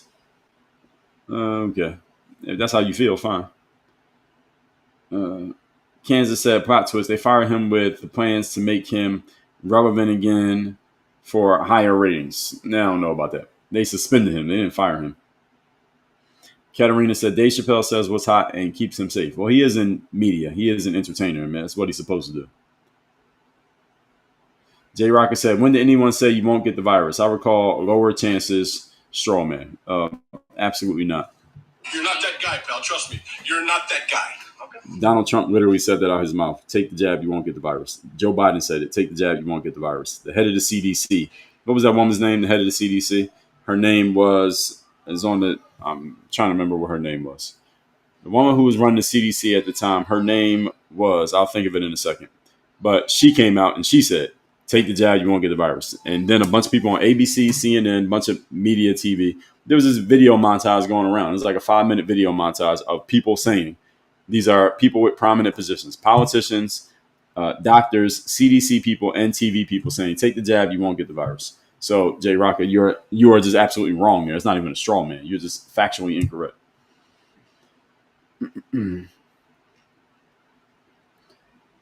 D. Shay, appreciate it. Marsha said, I want to say I like your content. I like hearing another point of view. Thank you. Carrie Bowe said, every time Owens went in the huddle with Garcia, he complained when Garcia didn't throw the ball. Well, a lot of wide receivers are like that. But T.O. is a very good player. Ali TB said, Kirk never wanted to be president. He said it many times. That was never the goal of TP USA. Okay. Miss B said, TikTok banned me from my First Amendment rights. Well, TikTok is not the United States government. TikTok is a platform, and they don't have to let you use it if they don't want to. I'm okay. Said, TikTok warned me about my message about cloud. Yeah, well, see, that's the thing. TikTok is its own platform. They can do what they want. DP Crespo said, I remember that. Yes. Everybody knows that happened. Jay Rocker was saying, play clip of president actually saying it. So let's ask the audience. There's 253 people in here. Let me ask the audience. Give me a yes or a no. Did any of you, I think it was Walensky. Her name was Walensky. Did any of you hear the head of the CDC and both presidents, Biden and Trump, say, if you take the jab, you will not get the virus? Give a yes or no in the comments if any of you heard that being said. I can't play content from other platforms on this because TikTok has warned me to not do that. So, Jay Rocker, there you go. So if you don't believe it, there you go. The audience is telling you that absolutely happened. And there was a long montage of it. It was more than one person. It was a bunch of people saying it. Take the jab, you won't get the virus. And the news just went out and repeated it. So they were absolutely told that. And then when people were getting the virus anyway, then they changed the language to, oh, well, if you take the jab, it will lower your chances or it won't be as harsh if you get the virus. Then a bunch of people believed that because they took the jab. So, Jay Rocker, I'm assuming you took the jab. So what you get there is what we call rationalization. Rationalization is when you clearly got fooled, but you created a new story in your head so it doesn't sound like you got fooled. I never took the jab, so I can sit here and bash it, and I'll keep bringing that up because I didn't take the jab. I didn't get fooled. But the people who got fooled, they created a new story in their head.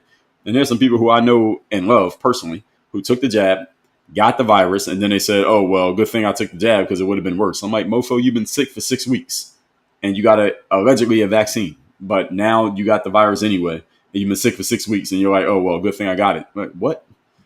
A lot of people did that. Now, you weren't the only one, so don't feel bad, J Rock. If you took the jab, you got fooled. A lot of people got fooled. Millions of people got fooled, so you're not by yourself. Disney Rain, thanks for the follow. Miss B said, Johnson said it. Howard Stern said it. We can't go on. That's why I don't follow none of them no more. Fair enough. Carolyn said, Deborah Burke. Okay, maybe that person too. James Eaton said they all said the jab would work. Well, they said if you take it, you won't get the virus. That's what specifically they said. You will not get the virus. Not that it'll work, that you will not get the virus. So Latoya Loves Beauty said both presidents pushed the jab. I voted for Trump, and I know he did it. He absolutely did it. And Trump was just going off what he was being told by Fauci. And Biden, the same thing. And then when Trump was pushing the jab, Biden and Harris said they won't take it because they don't trust anything coming out of Trump's administration. Then when Biden became president, he and Harris both got the jab immediately. So that should tell you everything you need to know about politics, folks. They'll say anything to go against the other side while actually believing it. So that's why y'all shouldn't trust politicians. Elizabeth Webb said both said it. Yeah, everybody knows that they both said it. Carrie Bow said, Kirk said, college education is a scam. Every country in the believes college is not a scam. Wrong. Carrie Bow, I'm not quite sure what you're saying there. DP Crespo said, money agenda. Yeah, absolutely. Glow said, Trump said it too because he believed Fauci was real. Yes, they were both following whatever the experts said. Neither Joe Biden or Donald Trump is an expert in or has any studying or knowledge in when it comes to that type of stuff. So they were just going off what their experts told them, which is what they're supposed to do. The experts either were lying or they just didn't know what they were talking about. Either way, you shouldn't trust them. Doesn't even matter. J Rocker said, I didn't get fooled. I was fine taking it. So did you take it or did you not take it? Because if you took it, and the line was, if you take it, you won't get the virus, and then you took it anyway, and then people were getting the virus. Maybe you didn't get it, you did get fooled, because the line was, when the virus came out, if you take this, you won't get the virus. And the common accepted colloquial understanding of the word vaccine was, if you take this, you will be immune from getting this sickness. Isn't that the common accepted way that we look at that word, at least before 2020? Give me a yes or no in the comments, all of you who are listening. Is it before 2020, was it commonly accepted that if you took a vaccine, that meant you could not get the thing that you were vaccinated against? Isn't that what it meant? Then they changed the definition of the word because a bunch of people felt stupid for taking that jab and then getting the thing anyway. Okay, I'm just making sure I'm not crazy. I'm just making sure, because that's what I thought. That's what I thought a vaccine meant.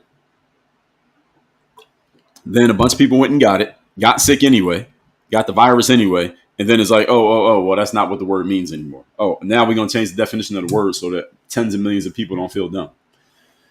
Then they changed it to, what it will do is it will lower your symptoms or it won't be as harsh. They changed it so that, again, people didn't feel like they had been lied to, but they were lied to.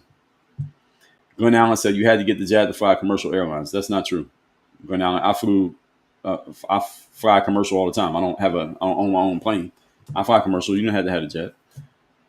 What you had to have was a test if you want to fly internationally. To fly internationally, you had to take the test. And the test had to be like within 48 hours. I did that. I had to take the test within 48 hours to fly internationally, but you did not have to take the jet.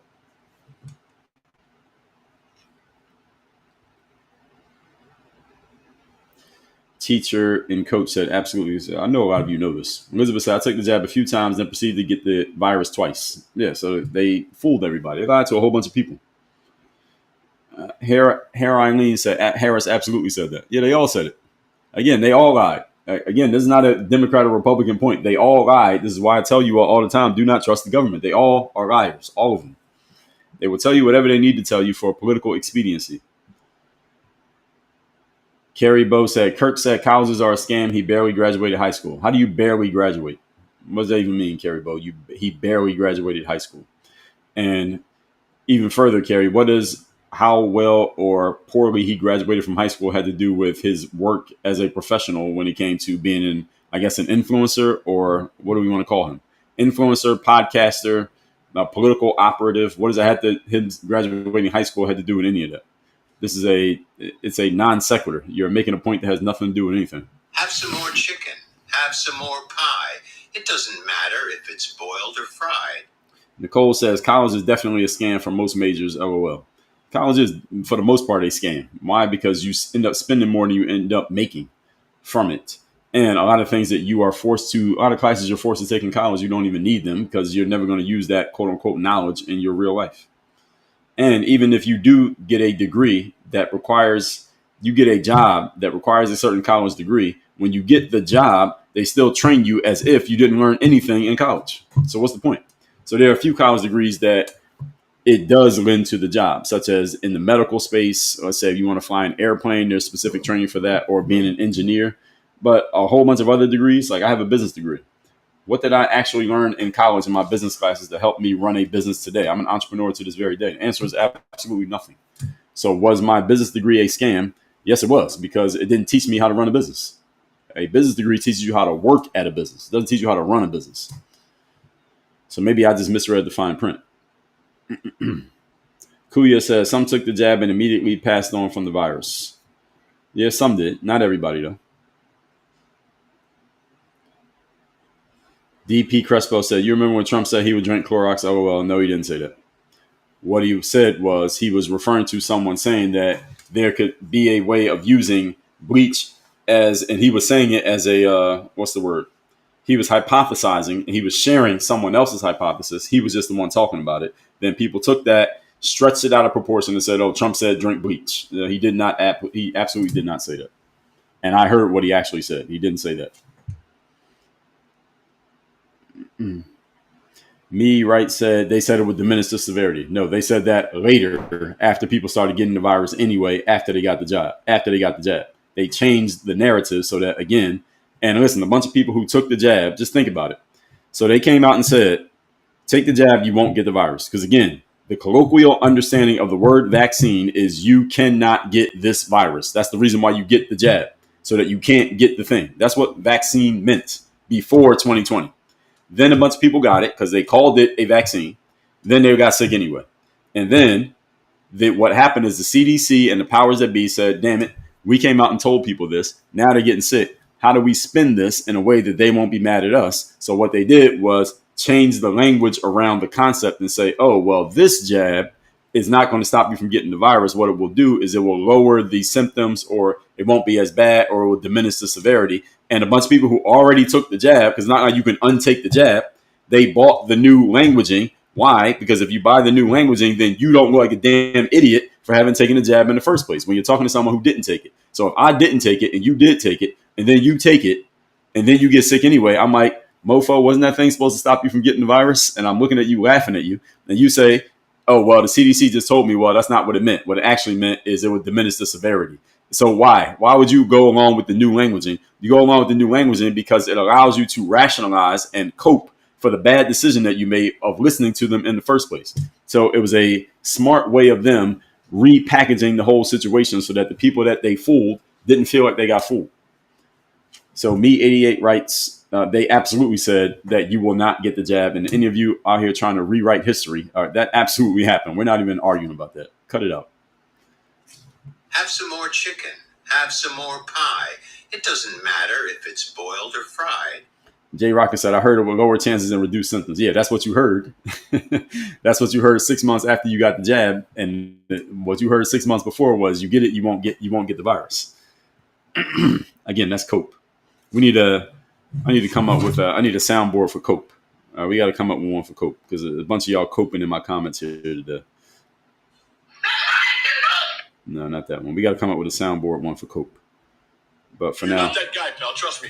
You're not that guy. we'll just use that one for now. Tiffany Watkins says that someone with a bachelor's and master's degree at college is absolutely a scam. Yeah, for the most part, it is a scam. Kerry Bowe said, Charlie Kirk said he got a lot of bad grades. So, what does that have to do with anything? What does that have to do with anything he's doing professionally? What he did in high school? Kerry Bowe, you really bringing up high school? Is that all you got left is high school? What does that have to do with anything that he did to make him who he was? High school? Let's see. Tucker said, people always receive the flu jab and still get the flu. Well, I don't take that jab. I don't take any jabs. Glow said it was required to get the jab and show the card and a test before you flight. No, it was not. I got on flights. I have never taken the jab. I can't remember the last time I took any jab of anything. It was not required that you take the jab to get on a flight, and you did not have to show a card because I didn't have a card or a jab. If you flew internationally, I flew from Miami to Europe, I had to have a test, not a jab. It was never required that you had to have the jab to get on the flight. What are y'all talking about? Nicole Marie said most business professors never had a business. Yeah, they got a job. They got a job teaching business classes. Ruthie said going to college doesn't mean you're smart or more intelligent than someone who didn't go to college. This is very true. I went to college. I know a lot of people who went there who ain't that smart. And again, smart at what? Going to college just means you sat in the classroom and you took classes. Even if you graduate, it just means you passed the classes. It doesn't mean you're smart. And if you fail, it doesn't mean you're dumb. It just means you went there. Latoya said, I have a business degree as well. I could have reached my current career level without it. Me too. I still will go to college again because I like the social experience, but not because of anything I learned in the classroom. Michael Fudge says the point of going to college is getting education. The career afterwards is not guaranteed. Well, Michael, it depends on what you define as education. Education means a lot of different things to a lot of different people. The etymology of the word education is to bring out from within, but the educational system in America is about inputting. indoctrination. It's not about bringing anything out of you. It's about putting things into you. So our educational system is actually backwards. So it depends on how you define that word education. Katrina said, unless you're going to be a doctor, lawyer, or something of significance, you don't need college. Well, something that requires pre-learning is what you should. You said something of significance, but I'm going to change that to something that requires some type of pre-learning, such as the medical space, such as, let's say, being a nurse, such as an engineer. Those are jobs that when you get to the job, they expect you to have some knowledge that you got from college in order to do the job. They expect you to come in with some pre-understanding of certain things.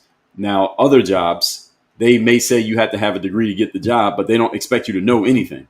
My sister, for example, her first job out of college, she went and became an investment banker. And to get the job as an investment banker, you had to have a 4-year degree. And you had to have like a good degree. She went to a really good college. And I asked her, when you got the job, did they expect that you had any baseline knowledge already because you had the degree? Because the job required a degree. And she said, no, they trained us as if we knew absolutely nothing. And I'm thinking to myself, well, what the hell did you need a degree for to get the job if they're going to train you as if you don't know anything? It doesn't make any sense. It's a scam. That's a scam. And I think the main reason that some jobs require a degree is because getting a degree does prove that you at least have the discipline to go to class for 4 years and pass classes. At least it proves you can sit down, shut up, and listen. That does prove that. But it doesn't prove you know anything. It just proves you can go to class. And again, I have a degree. Chrissy Joe said, thank you for telling college truths. So you're welcome. Matt said, as a teacher, I got to learn much more on the job than in college. I believe you did. Chetan Talwar said, he also said, go under the sun because heat kills the virus. Again, he was hypothesizing. He wasn't saying, oh, everybody just stand under the sun and you won't get the virus. Cut it out. Now, y'all trying to rewrite this? This is what people do with Trump. They just come up with anything he said out of context and they try to make it sound crazy. And then they go and put it out there as if it happened. This is the classic straw man. Strawberry cheesecake. Michael Fuzz said, college graduates out-earn non-college graduates over the course of their lives. Yes, and there's many reasons for that, Michael. So when you just put that content out there without context, it sounds like going to college guarantees that you make more money. But here's what that fact, what you said is a fact. But that fact leaves a few things out. First of all, college graduates have to pay back student loans, which non-college graduates don't have. So that's one thing you didn't say. So it's a loaded comment that you're making here. Another thing that is not said is that college graduates out earning non-college graduates because college graduates tend to get jobs that require a degree, not knowledge, but a degree, whereas non-college graduates get jobs that don't require a degree because they don't have one. So that also makes it a loaded statement that you're saying here. And another thing is that the college graduates out earning non-college graduates over the course of their lives, you also have to factor in what are the other ways that people bring in money besides just earning money from their wages, because people who only earn money from wages tend to be the people who populate the bottom of the income pyramid or the wealth pyramid anyway. And there's a lot of other ways to make money, not just through wages. That's only money earned through wages. This is not counting entrepreneurship. It is not counting investments. So yes, it sounds good when you say something like that, Michael, and you repeat it. I'm assuming maybe you work in the academia space, which is why you're defending it so staunchly, or at least you're trying to. But without proper context, this statement sounds like going to college is a no-brainer, but it's actually not, because it leaves out a whole lot of things that would disprove your point. Katarina said, I heard Trump's speech. He did not tell anyone to drink bleach. No, he never told anybody to drink bleach. Everybody knows he didn't say that. Aaron said, yeah, people took that bleach comment and ran with it. Proves people don't listen. No, Harold, you know what it proves? It proves that people do listen. They were just looking for something for him to say that they could take out of context and make it sound crazy. And it wasn't even taken out of context. They just took directionally what he was talking about and made it sound like he was saying something. And then people went and ran with it and tried to make a joke out of it. But they were listening very carefully, actually. They were just looking for anything they could use against them.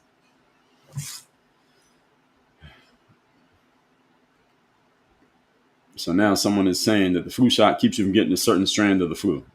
I'm not an expert on these things, so I can't answer. So there's arguments about the flu shot. Lacey said, what was in the jab anyway? Nobody knows. So any of you who signed up for the jab, if you don't even know what you're putting in your body, you're crazy. This is just my personal opinion. All right, we'll stop this in a couple minutes, folks, because I got a call coming up at 11 o'clock. Just a scroll where it said, we'll stop by 10:20, folks, then we'll be done. Katrina said, people who got the jab actually spread the virus. All right, some. J Rocker said, I'm saying what the word vaccine means. Well, it has more than one definition. That's the problem. That's a problem with defining. That's a problem with using definitions these days because words have more than one definition. So let's look at the definition of the word vaccine. So I see one definition, two definitions, three definitions, four definitions. So you got four definitions of the word. So J Rocket, you could have four different people talking about the first quote unquote vaccine, and they're talking about four different things, and none of them is wrong because they're all using different terms, different definitions of the exact same word.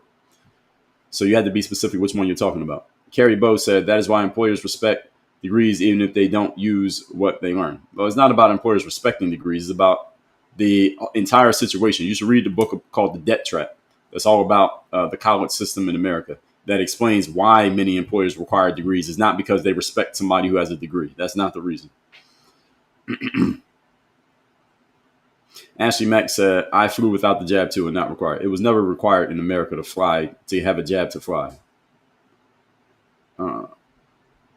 Karina said the jab waived the test in some cases. Okay, so Karina's saying that if you had the jab, you didn't have to take the test. Okay, that would make sense. But I didn't get a jab. I had to take a test.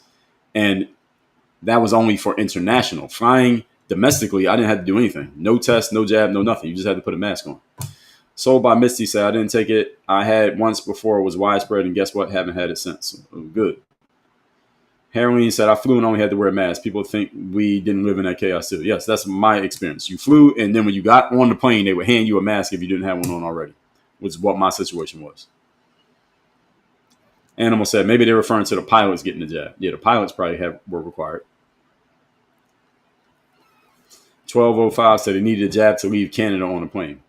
Okay, well, it sucks for people who live in Canada. Scott Young said they told me I needed a jab to fly to Vegas. From where? Who told you that? And whoever told you that, they were lying to you. Did you go to the airport and the people at the gate literally said, not the gate, but the people who take your bags, the ticket agent said, without a jab, you can't fly domestically in America? Because that never happened. So I don't know. Maybe you were dreaming, but that didn't happen, Scott. Heroine said they tried to bribe people with free stuff to take the jab. Yeah, they were giving people free slices of pizza and cans of beer to take the jab, which is crazy. Karina said, my college was shoving BLM down our throats. Yeah, that is crazy. Dawn Bird, thanks for the follow. Susan said, when did the indoctrination in college begin? Well, it depends on what type of indoctrination we're talking, Susan. Depending on which one you're talking about, I give you different dates. I'm okay. Said college degree means only means a person is trainable. I agree. Carrie Bow said I have a BS in accounting and I needed my accounting background. Okay, so we'll add accounting to the list. You want to be an accountant, you probably should go to college. Fair enough. Joey said exactly what I was going to say. Just shows discipline to the employer. LOL. Yeah, that's what it is. That's what the education system in America was designed to do, was produce workers to go work during the Industrial Revolution. And the only thing that's changed was back then it was manual work. We were preparing people for manual labor. Nowadays it's mental labor. So now you're doing brain-based work, sitting at a computer, where back in the day you were doing it with your hands. But the educational system hasn't changed that much. It's just getting people ready to go work for somebody for the next 40 years of your life. Well, heck said the social aspect and general knowledge you get from college is great. Well, heck, I'd agree with the social aspect. The general knowledge part, I would disagree. But it depends on what college you go to and what classes you take. So every school is different. Every teacher is different. Michael said, not guaranteed, just a higher chance. Well, it depends on what kind of life you live, Michael. Katrina said, I heard about the sun as well. I think it's because you need vitamin B. Yeah, vitamin B is needed even when there is no virus. People still need access to the sun today. My Michael Lynn said, most jobs require experience now over college degrees. Okay. It depends on what type of job. It also depends on what type of job. All right, a few more comments, folks, then we'll be done. Renee said, I finished my psych degree in June at age 51. All it taught me is I've been right all my life. All right, congrats. Michael says statistics is important. Well, it depends on what statistics. Again, statistics can be used to lie. You can lie to people with stats. There's a whole book called How to Lie with Statistics. You can very easily tell lies with stats. Just depending on how you produce the stats and how you decide to parse the data. You can very easily tell any story you want. I can tell two different stories that are opposites of each other with the exact same data, depending on how I decide to show it to you. Mike Smith said the wages of doctors and attorneys skew that average. I would believe that to be true. Law is another one where you probably need to go to college. Not probably, but definitely. Pablo said, finally about to pay my loan off after 10 years. Congrats, Pablo, paying off your loan.